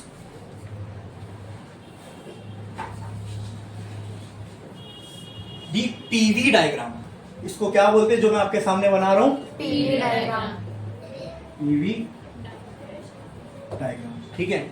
अब देखो, एक चीज मैं आपको बोल के रखता हूं, जब भी मैं आपको पढ़ा रहा रहूंगा ना, तो पढ़ाने में मैं इतना इन्वॉल्व हो जाता हूं ना कि सिली मिस्टेक होती है। नहीं, स्पेलिंग में तुमको यहाँ पे अभी तक तो नहीं हुई, लेकिन हो सकता है आपको देखने को मिले कि डायग्राम में मैंने ए पहले आई बाद में लिख दिया। ठीक है, तो ऐसा होगा, उसको क्या करने का, इग्नोर। ठीक है, वो तुमको भी मालूम है उसकी राइट स्पेलिंग क्या है।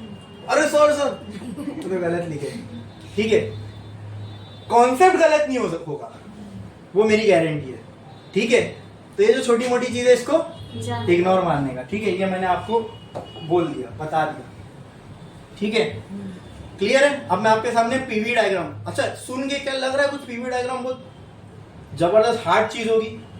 हाँ, नाम में आ रहा है पीवी, तो देखो कुछ भी नहीं है, ऐसी बहुत सारी चीजें भी आगे तुम्हारे को आएगी जो सुनने में तो बहुत खतरनाक होगी, है भी। ठीक है, लेकिन अब उसको एकदम अपन मस्ती के जैसे समझेंगे। ठीक है, हाँ, तो ये इसका नाम है पीवी डायग्राम। अब ये क्या है ये भी देख लेते हैं। मैं आपको एक वो बता दूं, जिसका नाम से ऐसा लग रहा है ना कुछ डिफिकल्ट होगा समझने में, तो इसका मैं आपको एग्जांपल देता हूँ। वो पिक्चर देखो आप लोगों ने, लगे रहो मुन्ना भाई, उसमें है ना, मैं एक सीन है वो बताता हूँ। संजय दत्त है और अरशद वारसी, संजय दत्त उसमें मुन्ना भाई है और अरशद वारसी सर्किट। लोग जाते विद्या बालन से मिलने रेडियो स्टेशन। हाँ, तो उसमें एक सीन है जिसमें संजय दत्त बोलता है कि यार वो गांधी जी को उसको कुछ लेक्चर देना रहता है, क्वेश्चन आंसर। तो संजय दत्त बोलता है अरशद वारसी को, उसके सामने रिहर्सल करते रहता, तो बोलता है अरे यार लोगों ने तो इस देश की वाट लगा दी है। तो अरशद वारसी को, अरे भाई वाह है, वाट नहीं बोलने का, दुर्गति हो गई बोलने का। क्या बोलने का? दुर्गति हो गई। तो कुछ नहीं, वो है वही चीज, लेकिन भारी भारी वर्ड, भारी भारी वर्ड ऐसा बोलता है उसका, सर भारी भारी वर्ड फेंकने का भाई, भारी भारी वर्ड। तो ये सब ऐसी है फिजिक्स में, क्या है, भारी भारी वर्ड है, लेकिन उसको जब समझोगे तो बहुत आसान है। आई बात समझ में? ये भी क्या है, ऐसी भारी भारी वर्ड है। क्या ये? भारी भारी वर्ड। तो पीवी डायग्राम कुछ भी नहीं है, P for pressure, V for volume, इन दोनों के ग्राफ को बोलते हैं। इन दोनों का एक ग्राफ होगा, बस ग्राफ तो पढ़े हो ना 10th में, तो इन दोनों का एक ग्राफ होगा, उसी को बोलते हैं पीवी डायग्राम। तो ग्राफ में क्या करना है, एक y एक्सिस पे और एक x एक्सिस। तो लो, प्रेशर मैंने बना दिया y एक्सिस पे और वॉल्यूम मैंने बना दिया x एक्सिस, खत्म। ठीक है, अभी बना नहीं है पीवी डायग्राम, लेकिन इसी को बोलते हैं पीवी डायग्राम। ये जो ग्राफ बनेगा बस यही है पीवी डायग्राम, और कुछ भी नहीं है। कुछ अलग से ऐसी स्केच नहीं बनाना है अपने को डायग्राम में, ठीक है। हाँ, कुछ डिफिकल्ट कुछ भी नहीं है इसमें, सिर्फ एक लाइन बनेगी, देखना आप पूरा होने के बाद सिर्फ एक लाइन ही बनने वाली है। हाँ, अब एक सिस्टम ले लेता हूं मैं समझने के लिए, पीवी डायग्राम को समझने के लिए एक सिस्टम जरूरी है, ठीक है। तो वो सिस्टम यही होगा जो आपके टेक्स्ट बुक में मैंने बताया ना, पिस्टन सिलेंडर अरेंजमेंट। ये सिलेंडर है, इसमें पिस्टन है, हमने एक असम्पशन ली है कि ये फ्रिक्शनलेस है, अंदर क्या भरी हुई है, गैस भरी हुई है, ठीक है। क्या करूं इसको, बोलो, वॉल्यूम कम करूं बढ़ाऊं, जो आप बोलोगे वो। हाँ, कम करते हैं, ठीक है। तो इसलिए इसको यहाँ मूव होना पड़ेगा, ठीक है। तो लेट से जो इनिशियल इसकी वॉल्यूम थी वो क्या है, V1। कुछ टाइम बाद ये मूव होने के बाद यहाँ आ गया रहेगा। हाँ, तो अब इतनी वॉल्यूम बचेगी सिलेंडर में, लेट दिस बी। तो जब ये यहाँ रहा होगा इसका प्रेशर ज्यादा रहा होगा, दैट विल बी। तो जो फाइनल है, let it be P2। Let the temperature at this point be, तो एट दिस पॉइंट भी कुछ तो होगा ना, अलग ही होगा। पहले कम था, बाद में ज्यादा हो जाएगा, तो अलग था, तो T1 एक T2। क्लियर है, समझ में? इसमें किसी को कोई डाउट है? कुछ नहीं, अब इसको ग्राफ में बनाना देखो। मैंने आपसे ये चीज पहले ही पूछ लिया था, तो अब आपको ये डिफिकल्ट नहीं लगेगा। बोलो, V1 V2 के बारे में आपकी क्या राय है? कौन बड़ा था? V1 was greater. P1 P2 के बारे में आपकी क्या राय है? हाँ, ठीक है, ठीक है, ठीक है, ठीक है, ओके। तो 1, ठीक है, इनिशियल पहला। तो अभी आपको यहाँ ग्राफ में पहली वाली स्टेट, जो 1 वाली स्टेट है, वो प्लॉट करना है। फिर 2 वाली। तो क्या क्या है ग्राफ में, प्रेशर और वॉल्यूम। तो कुछ मत करो, प्रेशर को देखो, वॉल्यूम में देखो। इनिशियली प्रेशर क्या है, ज्यादा कि कम? बोलो बोलो, अरे बोलो बोलो। प्रेशर क्या है, ज्यादा है कि कम है? कम है। पहले कम है। पहले क्या है, कम है। क्या है, कम है। क्या है, कम है। Very good. कम है तो ऊपर की तरफ होगा कि नीचे की तरफ होगा? नीचे की यस, कोई चीज कम है तो वो नीचे की तरफ होगी। यहाँ 0 है, बराबर। तो कम वाली चीजें यहाँ होगी। और इनिशियली वॉल्यूम क्या है, कम है कि ज्यादा है? ज्यादा है। तो इतना मालूम है प्रेशर को नीचे होना है और वॉल्यूम इनिशियली ज्यादा है। तो वॉल्यूम कौन सी साइड ज्यादा होगी, ये साइड, राइट साइड कि left side? Right side. Very good. कहाँ? Right side. Right side. Right कहाँ पे? Right side. Very good. तो क्या यहाँ एक पॉइंट बना तो चलेगा? नीचे की तरफ और एक्सट्रीम राइट, इसको मैंने दे दिया पॉइंट नंबर 1। तो देखो, अब देखो देखो देखो देखो ध्यान से। एक लाइन लिया ग्राफ में डॉटेड यहाँ पे, लेट इट बी V1, और एक लाइन लेके गया यहाँ पे, let this be P1। Pressure कम, वॉल्यूम ज्यादा। हाँ, ठीक है, ठीक है, ठीक है, समझ में, समझ में। अब आप इसको नहीं आप इसको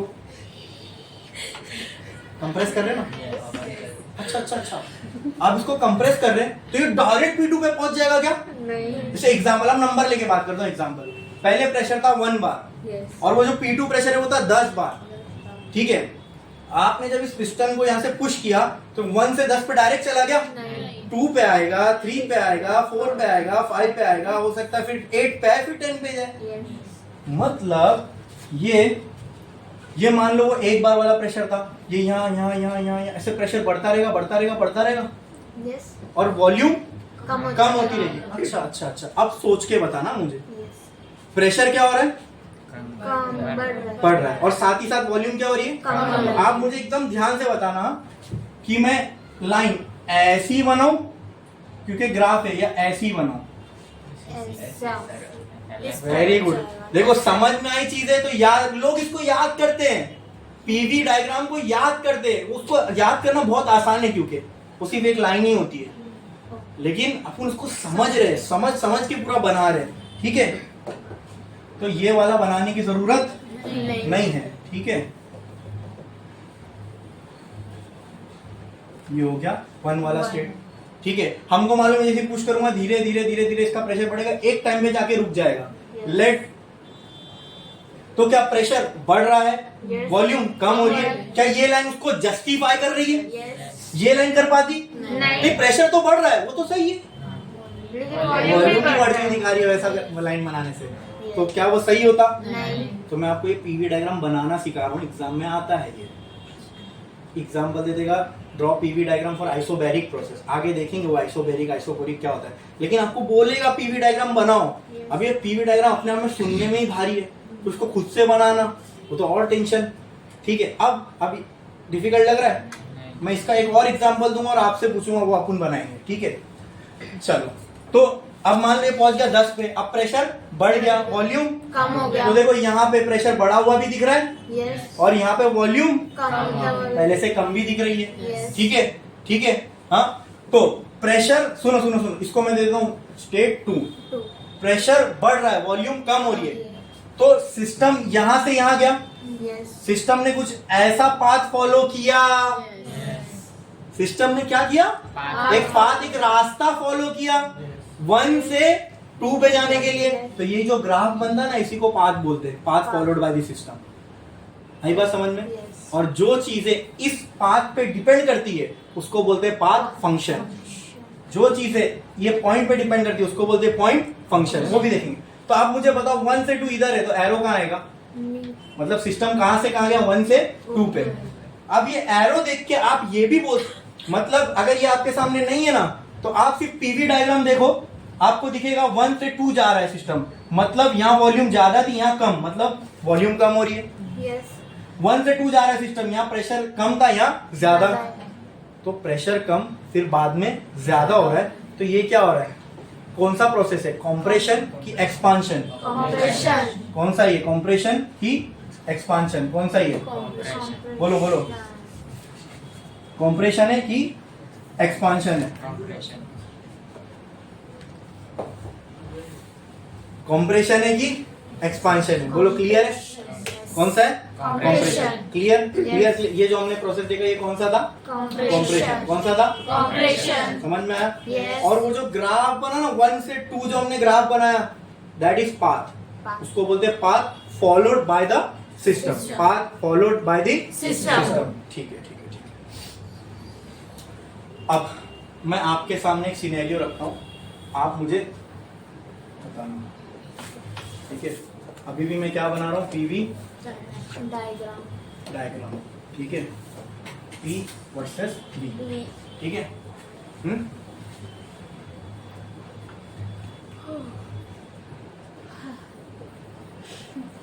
आप मुझे बताओ, एक्सपांशन के लिए मुझे बनाना है, तो शुरू कहां से करूं और एंड कहां पे करूं, ये आप लोग बताओगे। एक्सपांशन के लिए बनाना है, मतलब एक्सपांड हो रही है गैस, यानी पहले प्रेशर ज्यादा रहा होगा, तभी तो एक्सपांड होगी, फिर प्रेशर कम तो होगा। पहले प्रेशर क्या बताना है? ज्यादा। तो शुरुआत अब कहां से होगी? ऊपर से। और वॉल्यूम क्या रही होगी अगर प्रेशर ज्यादा है तो? कम। तो अब ये हो गया स्टेट 1, ये हो गया P1, ये हो गया V1। ठीक है, जब एक्सपांशन हो चुका होगा, यानी 10 बार से अब एक बार पे जा रहा है, तो प्रेशर, वॉल्यूम, अब ये क्या आ जाएगा इधर कहीं पे? हाँ, लेट दिस बी स्टेट 2। ठीक है, तो यहाँ पे जो ये प्रेशर होगा, लेट दिस बी P। यहाँ पे जो ये वॉल्यूम होगी इस V। कुछ नहीं करना, बस यहाँ से यहाँ पे एरो बनाना, खत्म। लाइन बना दो, और एरो कहाँ आएगा? 1 से 2। अब एरो को फॉलो करो और देखो जो हमने सोचा वो सही है क्या? एरो ऐसा जा रहा है, मतलब वॉल्यूम बढ़ती हुई दिख रही है ये साइड, क्या प्रेशर कम होता हुआ दिख रहा है? क्या दोनों जस्टिफाई कर रहे हैं एक्सपांशन को? Yes. So this is an PV diagram for expansion process. हाँ, अब कोई भी अपने दोस्त के पास जाओ और बोले PV diagram of expansion process बताओ, अरे बोले क्या बोल दिया, क्या बोल दिया? ठीक है, वो समझ में नहीं आएगा, इतने सारे भारी भारी टर्म एक साथ आए, लेकिन अपन ने तो सीख लिया बनाना, अभी आपने ही तो बताया ना ये। समझ में आया? ठीक है।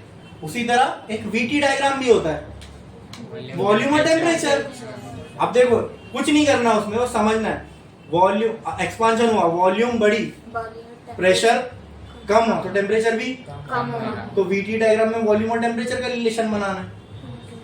वॉल्यूम पहले, एक्सपांशन है तो वॉल्यूम पहले कम होगी और टेम्परेचर पहले ज्यादा होगा। आई बात समझ में? ठीक है, चलो। VT, ठीक है, वॉल्यूम पहले कम होगी, टेम्परेचर पहले ज्यादा तो यहाँ होगा ऐसा कुछ,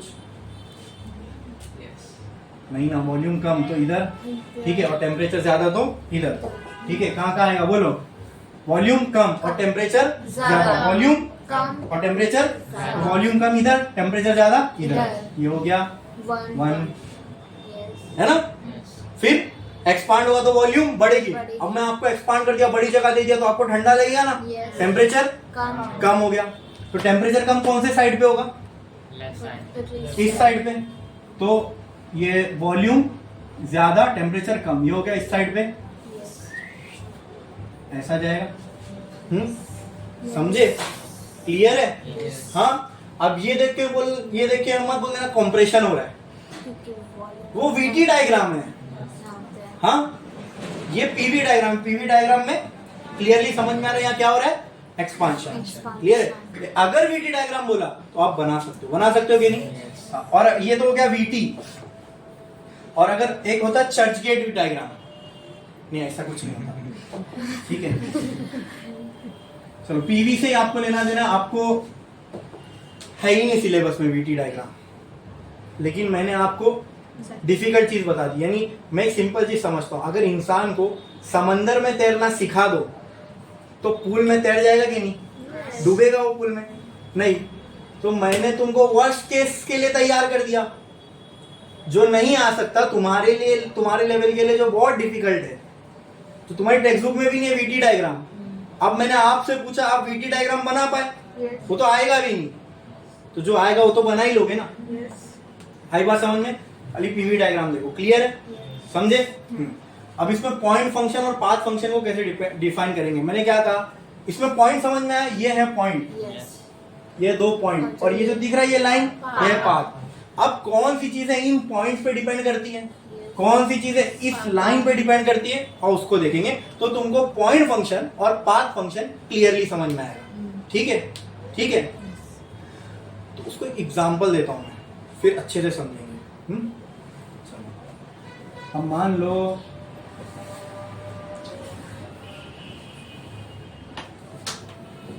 ये एक बिल्डिंग है, दिस इज बिल्डिंग ए, ठीक है।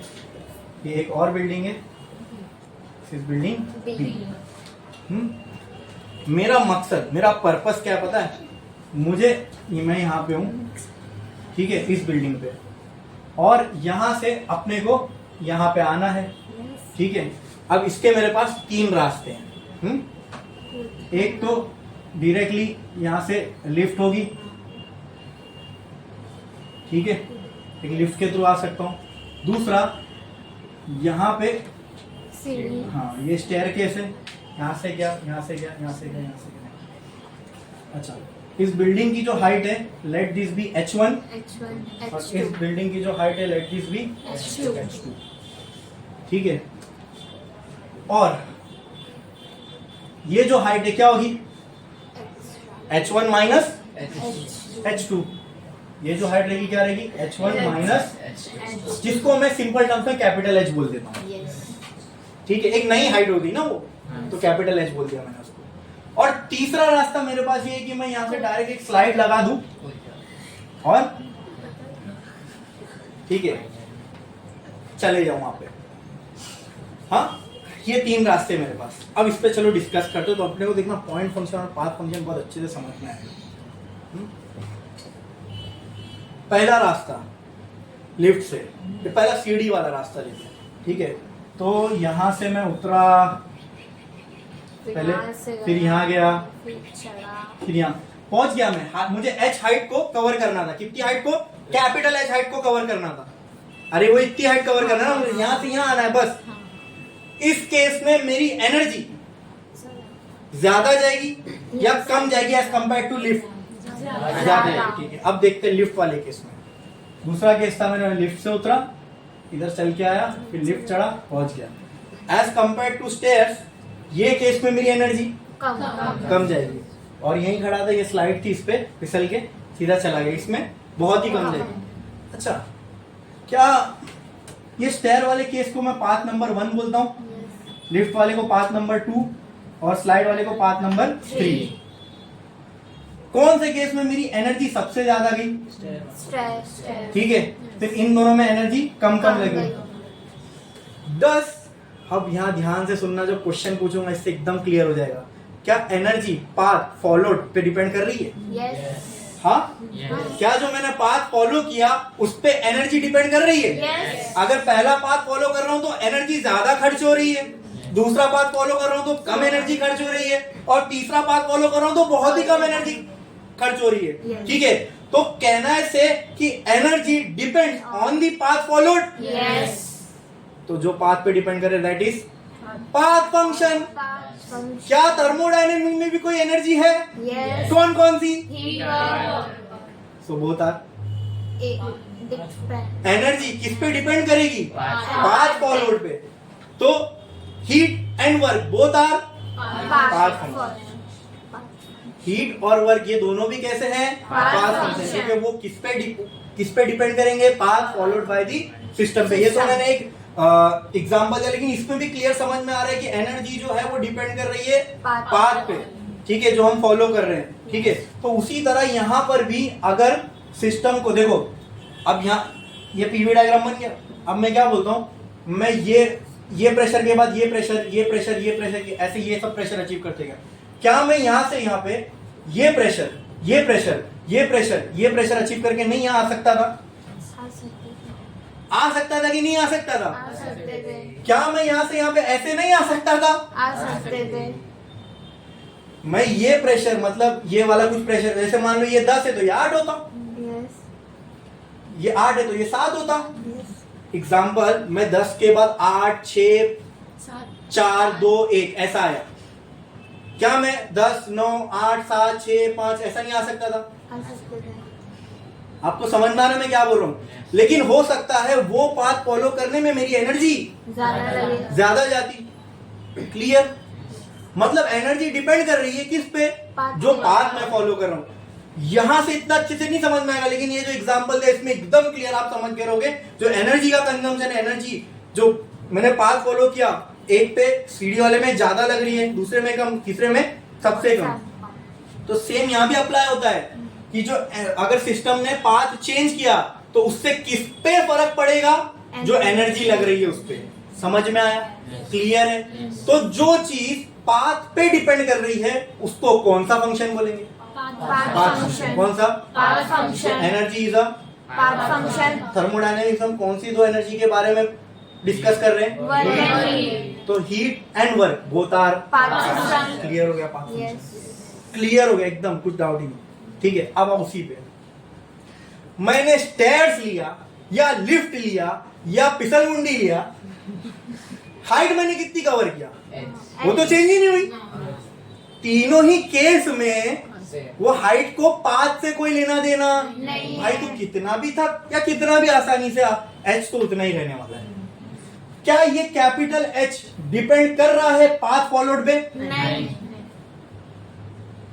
उसको सिर्फ इससे मतलब है ये पॉइंट और ये पॉइंट कहां कहां है बस, यस तो वो हाइट फिक्स हो गया। यस तो क्या ये पाथ पे डिपेंड कर रहा है? नहीं अगर पाथ पे नहीं कर रहा है तो कौन सा फंक्शन होगा? Point function। Point function.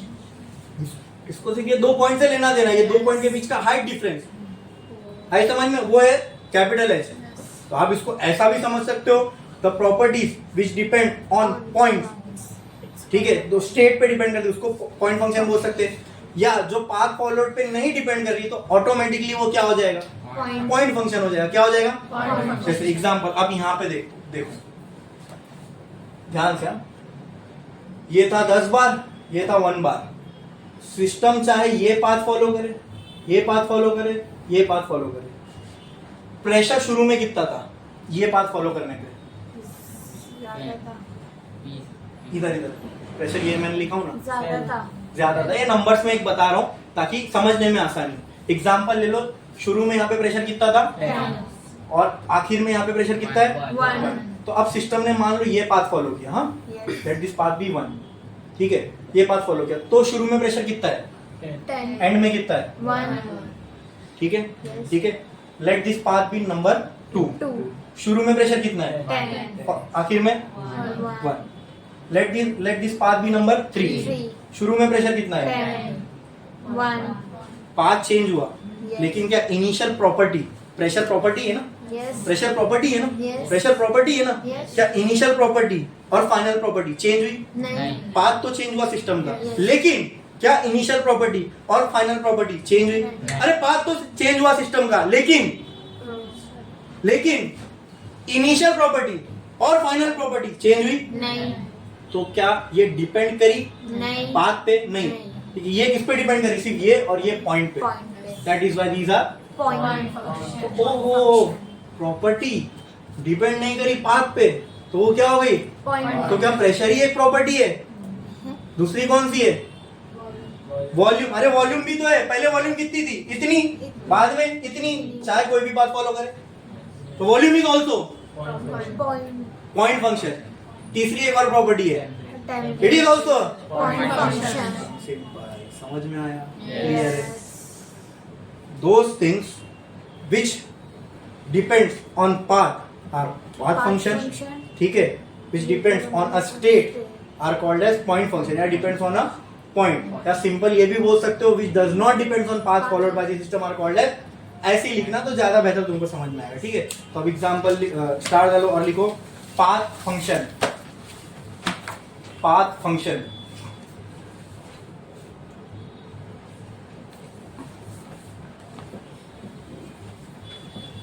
Path function लिखा आपने? लिखा आपने? देखो, those properties which depends on the path followed by the system, which depends on the path followed by the system are called as path function, are called as path function। example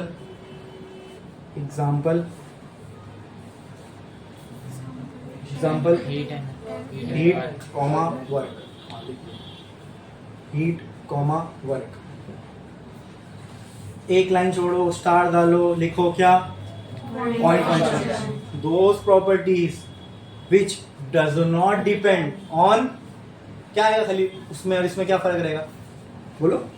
वो था path followed bye, तो इसको कैसा बना दोगे? इसका definition which ऐसा लिख दो, does not depend on the path followed by the system, so they are called as Point function. लिख दो। Very good.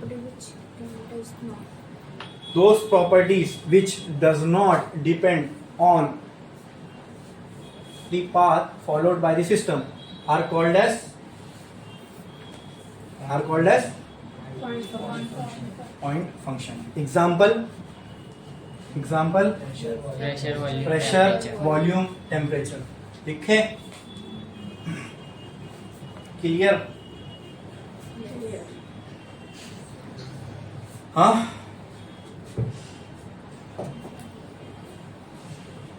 temperature, pressure।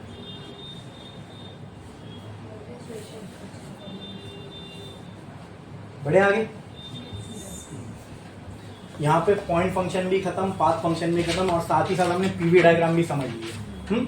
अब आगे चल के अभी हम लोगों को एक चीज पढ़नी है जिसका नाम है इक्विलिब्रियम, ठीक है? इक्विलिब्रियम।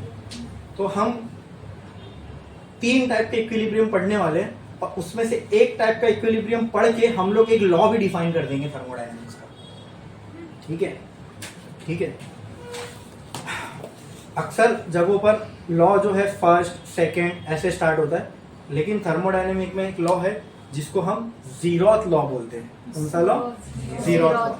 लेकिन जीरोथ लॉ को समझने से पहले आपको एक इक्विलिब्रियम समझना पड़ेगा। इक्विलिब्रियम वो थर्मल इक्विलिब्रियम समझना पड़ेगा, और थर्मल इक्विलिब्रियम समझने से पहले आपको इक्विलिब्रियम समझना पड़ेगा, ठीक है? तो इक्विलिब्रियम क्या होता है, कोई बता सकता है?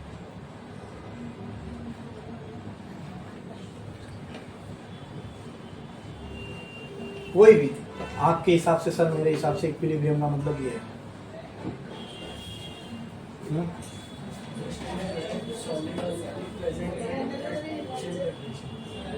ठीक है, इनके हिसाब से solid and liquid are present at same temperature, that is equilibrium. और कोई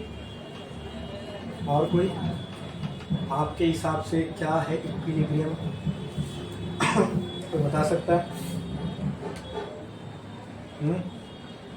तो चलो मैं बताता हूँ। इक्विलिब्रियम कुछ नहीं, सिंपल है, it is state of rest. तो क्या बोलते हैं? State of rest. मतलब सिस्टम जब कुछ नहीं कर रहा है, स्थिर है, ठीक है, स्टेट ऑफ रेस्ट, उसको बोलते हैं इक्विलिब्रियम स्टेट। क्या बोलते हैं? Equilibrium state. अब देखो, जब मैं कोई चीज रेस्ट, जैसे एग्जांपल ये रेस्ट पे, तो इसका मतलब इस पर कोई फोर्स नहीं लग रहा, इसलिए आप बोलोगे सर ये रेस्ट पे, लेकिन हर बार ये जरूरी नहीं है। हाँ, एग्जांपल देखो, एक गाड़ी है, उसको, अच्छा चलो एक सवाल पूछता हूँ पहले, हाँ उसका मुझे जवाब दो। एक 4 व्हीलर है, रोड पे खड़ी है, उसको 10 लोग धक्का दे रहे हैं। कितने लोग? 10 लोग। लेकिन आगे ही नहीं बढ़ रही।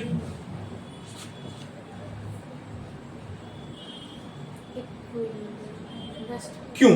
इसका आंसर दो, वाई। ब्रेक ठीक है, इन्होंने कहा ब्रेक लगा हुआ है, ठीक है, ब्रेक खुला है, चलो Engine का- हटा दिया, और वो जवाब नहीं है। और फ्रिक्शन, ठीक है, फ्रिक्शनलेस सरफेस कर दिया, वो भी सही जवाब नहीं है। और उसका वेट एनर्जी नहीं लगा, ऐसा हाथ रख के खड़े इसके साथ, ठीक है, चलो वो भी, ये भी ठीक है। और मैं बोलता हूँ सब अपनी पूरी ताकत लगा रहे, फिर भी नहीं वो गाड़ी आगे चल रही। आगे कोई टक्कर हाँ, लगा पत्थर लगा है टायर के पास, वो भी नहीं है, तब भी नहीं बढ़ रही गाड़ी आगे। क्यों? इंजन ऑन नहीं है। जरूरत ही नहीं ना, 10 लोग हैं, काफी है, वेट बहुत ज्यादा है, ठीक है, लेकिन उतनी केपेबल है 10 लोग कि उसको धक्का दे दे, फिर भी नहीं बढ़ रही है। आगे दीवार है, आगे दीवार है, हाँ? ऊपर चढ़ा रहे, नहीं चलो ढलान पे। तो इससे मुझे आपको बताना था इक्विलिब्रियम, सिंपल सी बात है, 5 आगे से दे रहे, 5 पीछे से दे रहे। मैंने ये थोड़ी बोला कि इनका 10 लोग धक्का दे रहे, बोला ना। हाँ, तुम सब ये जो भी तुमने कंडीशन बोले वो सब हटा दो, फिर भी नहीं गाड़ी आगे बढ़ेगी। तो बढ़ेगी क्या? नहीं बढ़ेगी। अगर इस साइड से 50 न्यूटन का फोर्स लग रहा है तो उस साइड से भी 50 न्यूटन का लग रहा है। Force is a vector quantity, यहाँ से 50, यहाँ से 50, +50 -50 cancel out each other, net force on the body will be 0. तो अब इसलिए मैंने कहा आपको ऐसा लगेगा इक्विलिब्रियम मतलब बॉडी रेस्ट पे मतलब उस पर कोई फोर्स नहीं लग रहा, ऐसा नहीं होता, ऐसा नहीं होता इक्विलिब्रियम का मतलब। ये भी पॉसिबल है, लेकिन जो मैंने कहा वो भी पॉसिबल है। क्या उस केस में बॉडी पे कोई फोर्स नहीं लग रहा? लग रहा है भाई, 100 न्यूटन का लग रहा है, 50 इधर से 50 इधर से, लेकिन नेट फोर्स क्या है? नेट फोर्स मतलब अगर सबको मिला दूं, नेट फोर्स का मतलब क्या होता है? सबका एडिशन, सबको मिला दूं तो कितना आ रहा है? 0। अब बॉडी पे कोई फोर्स है क्या? नहीं है। Net force on the body 0। क्या मैं बोल सकता हूँ बॉडी रेस्ट पे? यस। जब बॉडी पे नेट फोर्स 0 हो तो वो ना इधर जाएगी ना इधर जाएगी, इसको बोलते हैं मैकेनिकल इक्विलिब्रियम। इसको क्या बोलते हैं? इसको क्या बोलते हैं? इसको क्या बोलते हैं? क्लियर है? समझ में आया? जैसे ये था पिस्टन सिलेंडर अरेंजमेंट, ये ना इधर मूव हो रहा है ना इधर मूव हो रहा है, इसका मतलब नेट फोर्स इस पे 0 है, means it is under which equilibrium? Mechanical equilibrium. जब किसी बॉडी पे सिर्फ नेट फोर्स 0 नहीं होता, एक और कंडीशन है उसके लिए, नेट टॉर्क भी 0 होना चाहिए। अब आपने टॉर्क अभी तक समझा नहीं है, ठीक है, तो आपको पता नहीं होगा, लेकिन मैं बता के रख रहा हूँ। नेट फोर्स वाली कहानी तो समझ में आ गई ना, ठीक है। तो मैकेनिकल इक्विलिब्रियम किसको बोलते समझ में आ? जब बॉडी पे लगने वाला नेट फोर्स और नेट टॉर्क 0, नेट टॉर्क नहीं पता जाने दो, नेट फोर्स समझ में आया, ठीक है। नेट फोर्स बॉडी पे 0 है, बॉडी किसमें? मैकेनिकल इक्विलिब्रियम, रेस्ट पे है ना, तो फोर्स लगने के बावजूद भी रेस्ट पे, इसका मतलब नेट टॉर्क भी 0 ही होगा, तभी रेस्ट पे, समझे? सेकंड आते हैं एक और इक्विलिब्रियम है जिसको बोलते हैं केमिकल इक्विलिब्रियम। क्या? मान लो इसमें कोई गैस है और ये किसी मटेरियल का बना है, हो सकता है ना गैस उस मटेरियल से कुछ रिएक्शन कर ले, आई बात समझ में? लेकिन ऐसा कुछ भी नहीं हो रहा अंदर, मतलब no chemical reaction is taking place, simple, that is chemical equilibrium. अंदर में कोई केमिकल रिएक्शन किसी भी तरह का नहीं हो रहा है, ना एंडोथर्मिक ना एक्सोथर्मिक या कुछ भी नहीं, ऑक्सीडेशन रिडक्शन कुछ भी नहीं हो रहा है, ठीक है। तो मैं बोल सकता हूँ वो सिस्टम एक और इक्विलिब्रियम में, किसमें? केमिकल इक्विलिब्रियम में, किसमें? केमिकल इक्विलिब्रियम में, ठीक है। तीसरा इक्विलिब्रियम होता है थर्मल इक्विलिब्रियम। कौन सा? Thermal equilibrium. अब ये थर्मल इक्विलिब्रियम क्या है? जब सिस्टम में हर पॉइंट पे टेम्परेचर कांस्टेंट हो, जैसे एग्जांपल, मैं कब बोल सकता हूँ ये रूम थर्मल इक्विलिब्रियम में, ये पूरा रूम थर्मल इक्विलिब्रियम में, ये कब बोल सकता हूँ? जब वो कोने का टेम्परेचर, अगर मान लो एग्जांपल, अगर वो कोने का टेम्परेचर 16 है तो ये कोने में भी 16 ही रहे, ये में भी 16 रहे, वहां पर भी 16 रहे, यहाँ पर भी 16 रहे।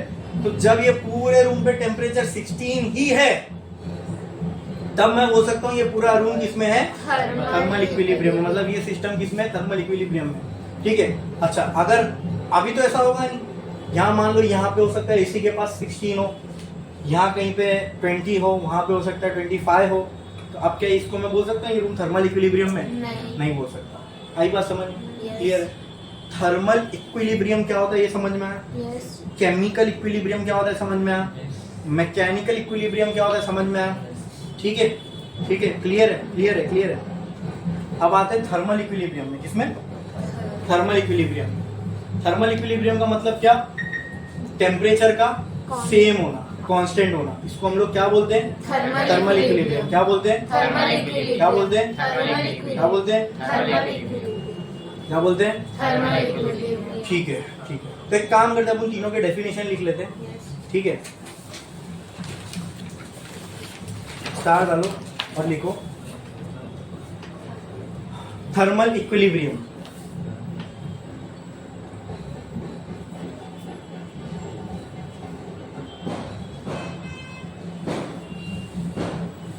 when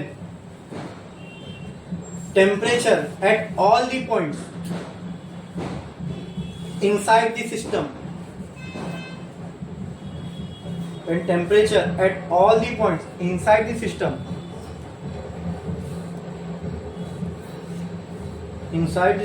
is constant,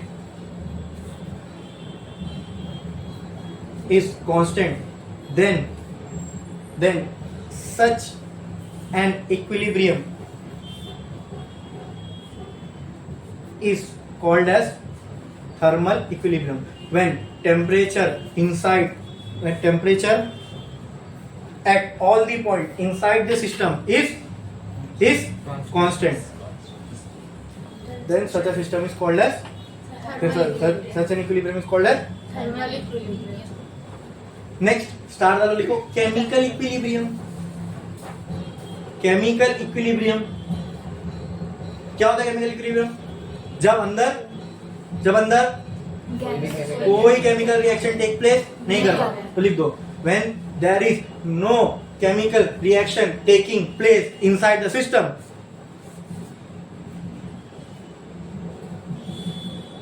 when there is no chemical reaction taking place inside the system,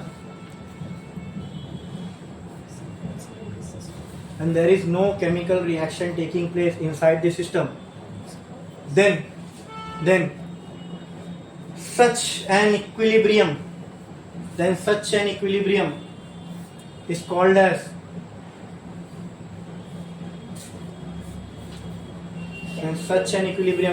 as chemical equilibrium. तीसरा क्या बचता है? तीसरा मैकेनिकल। एक लाइन छोड़ो, स्टार डालो और लिखो मैकेनिकल इक्विलिब्रियम। ठीक है, क्या कब होता है मैकेनिकल इक्विलिब्रियम? ये रिलेटेड है फोर्स से। देखो सिंपल 3 टाइप के इक्विलिब्रियम है, हर एक चीज एक से डिपेंड है। थर्मल टेम्परेचर से, केमिकल रिएक्शन से, मैकेनिकल फोर्स से और टॉर्क से भी बोल सकते हैं। ठीक है, लिखो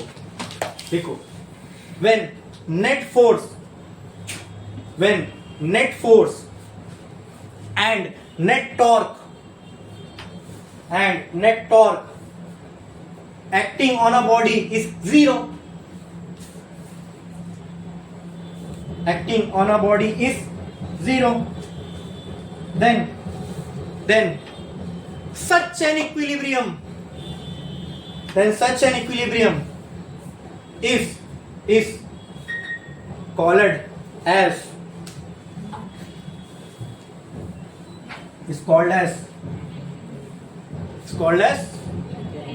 मैकेनिकल इक्विलिब्रियम. क्लियर है? समझ में आया? इसमें किसी को कोई डाउट? और एक चीज याद रखना, मैकेनिकल इक्विलिब्रियम में बच्चे अक्सर ये कंफ्यूज रहते हैं जब बोलते हैं ना नेट फोर्स बॉडी पे 0 है या बॉडी रेस्ट पे है. फोर्स 0 होगा तो कोई भी बॉडी रेस्ट पे ही रहेगी. तो उनको ऐसा लगता है कि बॉडी पे कोई फोर्स एक्ट नहीं कर रहा. तुम ट्रू हो, लेकिन 100% ट्रू नहीं हो, 100% सही नहीं हो. मैंने कहा ना 1000 न्यूटन का फोर्स बॉडी पे लग के भी बॉडी रेस्ट पे रह सकती है. अगर 500 इधर से या 250 इधर, 250 इधर, 250 इधर, 250 इधर, ऊपर नीचे से भी 250. अब तो 1000 न्यूटन लग रहा है, फिर भी बॉडी मूव नहीं कर रही. क्यों? क्योंकि सब एक दूसरे को कैंसल आउट कर रहे हैं. समझ में आया? ठीक है, ये अच्छी फिजिक्स है, ये प्रॉपर समझने का सही तरीका है. ठीक है, नेट फोर्स 0 ये हर कोई बताएगा आपको, लेकिन ये जो मैं आपको कहानी बता रहा हूँ ना, ये अक्सर लोग नहीं बताते और बच्चों को भी नहीं मालूम होता, और वो कभी ये सोचते भी नहीं कि ये केस में भी बॉडी इक्विलिब्रियम में. अब मैं बोल रहा हूँ बॉडी पे 1000 न्यूटन लग रहा है, डेफिनेशन में क्या लिखा है? नेट फोर्स 0 है. लेकिन ये भी देखो मैंने नेट फोर्स लिखवाया, फोर्स 0 नहीं लिखवाया, नेट फोर्स लिखवाया. नेट का मतलब सब मिला के बॉडी पे एक्ट होने वाला फोर्स 0. तो बॉडी किसमें होगी? अब एक बहुत खतरनाक वाला इक्विलिब्रियम पढ़ने वाले. जब कोई सिस्टम, ध्यान से सुनना, जब कोई सिस्टम थर्मल इक्विलिब्रियम में भी हो, केमिकल इक्विलिब्रियम में भी हो, मैकेनिकल इक्विलिब्रियम में भी हो, तब मैं बोल सकता हूं that system is in thermodynamic equilibrium. हम लोग को असल में पढ़ना था थर्मोडायनेमिक इक्विलिब्रियम. वो तब तक आप नहीं समझ सकते जब तक आपको ये तीनों इक्विलिब्रियम समझ में नहीं आए. So when body is under thermal, chemical and mechanical, मतलब ये जो मैंने पिस्टन सिलेंडर का अरेंजमेंट बताया, मान लो इस पे ये मूव नहीं हो रहा मैकेनिकल इक्विलिब्रियम में, अंदर कोई केमिकल रिएक्शन नहीं होगा केमिकल इक्विलिब्रियम में, और मैंने ये भी अज्यूम कर लिया कि इसके अंदर जो गैस है वो हर पॉइंट पे उसका टेम्परेचर कांस्टेंट है. तो अब ये किसमें भी आ गया? Thermal equilibrium. ठीक है, तो अगर ये तीनों इक्विलिब्रियम को अचीव कर ले, तब मैं बोल सकता हूं that system is under thermodynamic equilibrium. Thermodynamic पढ़े ना, तो उसके इक्विलिब्रियम भी तो पढ़ना है. ठीक है, तो एक लाइन छोड़ो, स्टार डालो और लिखो थर्मोडायनेमिक इक्विलिब्रियम. एक लाइन छोड़ो, स्टार डालो और लिखो थर्मोडायनेमिक इक्विलिब्रियम. Thermodynamic equilibrium. ठीक है आपने? तो सिंपल है, अभी मैंने बताया. उसको इंग्लिश में लिखना है. कब होता है थर्मोडायनेमिक इक्विलिब्रियम? जब सिस्टम मैकेनिकल इक्विलिब्रियम में भी हो, केमिकल में भी हो और तीनों समझ चुके हम लोग. हाँ, तो बस व्हेन लिखो, when system is under, when system is under, पहला कौन सा था? Thermal equilibrium, comma chemical equilibrium, comma mechanical equilibrium, then it is said to be in thermodynamic equilibrium. और ये अचीव करना बहुत मुश्किल है. सिंपल, कोई तीनों चीज एक साथ एक जगह पे, ये तीनों को जमा करना बहुत मुश्किल है. ठीक है, अब वो देखेंगे ये मुश्किल है, इसकी वजह से कुछ प्रोसेस भी बने आगे, रिवर्सिबल प्रोसेस, फिर क्वासी-स्टैटिक प्रोसेस, आगे देखना हम लोगों को. लेकिन इतना तो समझ में आता है ना कि ये तीनों अपने आप में अटेन करना मुश्किल है. नेट फोर्स 0, फिर केमिकल इक्विलिब्रियम हो, फिर टेम्परेचर इक्विलिब्रियम हो, और ये तीनों का एक साथ होना, तब जाके थर्मोडायनेमिक इक्विलिब्रियम होगा. आई बात समझ में? ठीक है. अच्छा, अब मैं आपसे एक चीज पूछता हूँ, मुझे बताना. एक बॉडी है 8, ठीक है, which is at temperature 27 degree Celsius, ठीक है। नाउ एक बॉडी है B which is also at 27 degree Celsius. तो क्या मैं बोल सकता हूं दोनों आपस में थर्मल इक्विलिब्रियम में? यस। थर्मल इक्विलिब्रियम का मतलब ही क्या होता है? टेम्परेचर का सेम होना। तो कहना है से body A is in thermal equilibrium with body B. Yes. What is thermal equilibrium? Temperature should be same. Okay, so the temperature of body A is 27, temperature of body B is 27, so are they both in thermal equilibrium? Yes. Yes, ठीक है, ठीक है। अब ये भूल जाओ कि body a body B को जानता है, यस। बॉडी बी बॉडी ए को जानता है, भूल जाओ, भूल जाओ, ठीक है। एक और बॉडी है जिसका नाम है बॉडी सी, ठीक है। अब मैं क्या बोल रहा हूं, सुनो सुनो सुनो। बॉडी ए इज सेपरेटली मतलब ये इसको नहीं जानता, ये इसको नहीं जानता। ठीक है। Body A is separately in thermal equilibrium with body C. क्या कहा मैंने? बॉडी ए, इसको भूल जाओ, हमको नहीं मालूम ये कौन है। Body A is separately in thermal equilibrium with body C. तो सिंपल बस ये बताओ बॉडी सी का टेम्परेचर कितना होगा? 27। वेरी गुड, कितना होगा? 27। नाउ अब नेक्स्ट स्टेटमेंट सुनो। Body B is separately in thermal equilibrium with body C. तो इन दोनों का टेम्परेचर कितना होगा? 27। क्या वो है? यस। ऑटोमेटिकली है। मैं बोलता हूं देन, अब तीसरा स्टेटमेंट सुनो, ठीक है। अब ये कंप्लाई क्या करता है, मतलब इससे क्या, या ये इससे क्या कंक्लूजन हम निकाल सकते हैं? सुनो, body A is in separately equilibrium with body C, body B is in separately equilibrium with body C. तो मैं बोलता हूं this implies that body A and body B must be in thermal equilibrium with each other. Is this true? Yes. मुबारक हो, आपने zeroth law समझ लिया। यही है जीरोथ लॉ, बस। हाँ, एग्जाम्पल इतना मुझे बहुत अजीब लॉ लगता है। जैसे एग्जाम्पल मैं क्या बोल रहा हूं,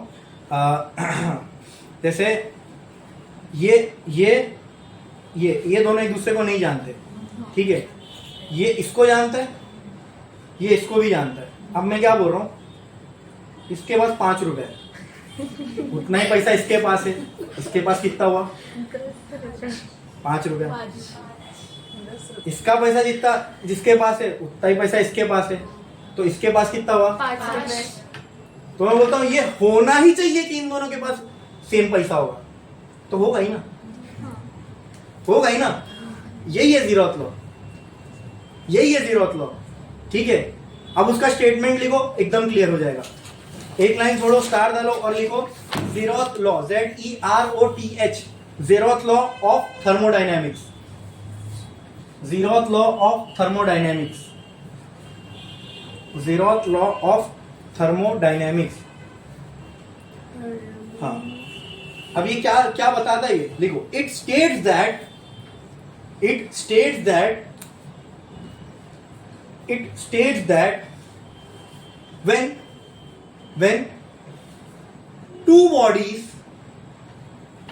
when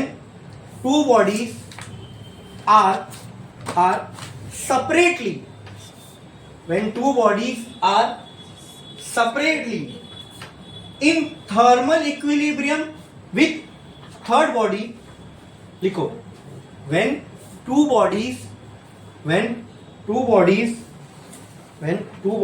are separately in thermal equilibrium with third body,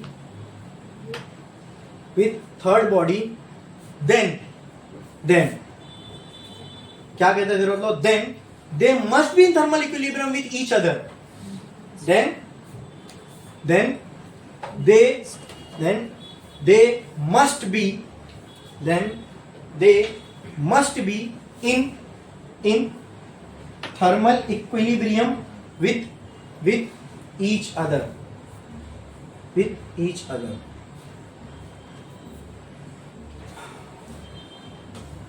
समझ में आया इतना सबको? ठीक है, एक बार पढ़ो क्या लिखा हमने, आप पढ़ो जोर से, क्या लिखा हमने? It states that when two bodies are separately in thermal equilibrium with third body, बस कितना पढ़ा भी इन्होंने क्या बोला? ज़ीरोथ लॉ क्या बोलता है? When two bodies are separately in equilibrium with third body, Yes. मतलब ये दोनों बॉडी थर्मल इक्विलिब्रियम में इसके साथ, फिर आगे ज़ीरोथ लॉ क्या इंप्लाई करता है? आगे बढ़ो। they must be in thermal equilibrium with each other. मतलब ज़ीरोथ लॉ क्या बोलता है? अगर ये दोनों अलग अलग सेपरेटली थर्मल इक्विलिब्रियम में तीसरी बॉडी के साथ, then they must be in thermal equilibrium with Each other. आई बात समझ में? Yes. क्लियर है? Yes. यही था ज़ीरोथ लॉ ऑफ थर्मोडायनेमिक्स। ठीक है, Yes. अब देखो मैं जो यहाँ पे आपको पढ़ा रहा हूँ ना, ये ठीक है, ये आपके सामने मैं जो भी टॉपिक यहाँ पे उसका जो इजीएस्ट फॉर्म है आपके सामने रखता हूँ। ठीक है, जो आपके समझ में बहुत आसानी से आए।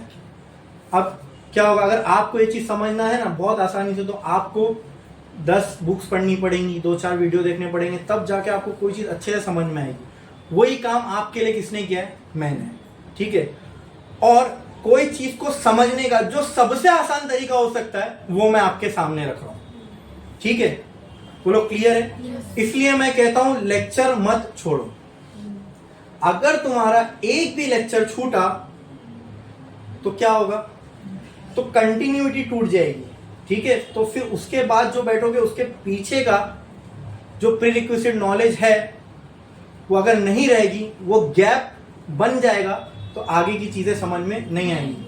और मैं कोई भी चीज बहुत बेसिक से बताता हूँ, इतना बेसिक से ना कि यहाँ पे बैठा हुआ जिसको कुछ भी नहीं आता, इतना समझ लो, मैं सीधा बोलता हूँ, जो 11th भी नहीं पढ़ के आया, पढ़ा ही नहीं उसने, उसको भी समझ में आए। मेरा यही सोचना रहता है कि यहाँ जो भी बैठा है, जिस वर्स्ट के सिनेरियो क्या हो सकता है कि वो कुछ भी नहीं पढ़ के आया होगा, यही ना, तो उसको भी समझ में आ जाए, तो बाकियों को तो ऑटोमेटिकली समझ में आ ही जाएगा। क्लियर है? ठीक है, तो लेक्चर प्रॉपरली अटेंड करो, लेक्चर की कंटिन्यूटी को मेंटेन करो, तभी ये सारी चीज़ें अच्छे से समझ में आएगी। और जितना डिटेल में अभी हो रहा है इतना डिटेल में दोबारा नहीं होगा। क्यों? क्योंकि अपने पास टाइम ही नहीं रहेगा। ठीक है? ठीक है, तो ये जो तरीके से अपन पढ़ रहे हैं, जो मैं आपको यहाँ पे बता रहा हूँ, ये सबको अच्छे से समझ में आया? Yes. किसी को इसमें कोई भी डाउट है, कोई भी दिक्कत, कोई भी परेशानी? आज हम लोग ने जो भी किए ये सबको अच्छे से समझ में आया? ठीक है, और ये चीज़, ये जो मैं जिस तरीके से पढ़ा रहा हूँ, ये आपको कहाँ मिलेगी? यही मिलेगी ना, मेरे से ही मिलेगी ना। इसलिए मैं कहता हूँ जब मैं बोलता हूँ ना, वो टाइम पे सिर्फ सुना करो, लिखो मत। ठीक है, जब मुझे सुनोगे तो ऑटोमेटिकली समझ में आएगा। अगर समझ में आ गया तो 10 बार खुद से लिख सकते हो। क्लियर है? समझे? तो कोई भी चीज आज के लेक्चर में ऐसी है जो आपको नहीं समझ में आई, बोलो। अगर नहीं समझ में आई तो पूछो,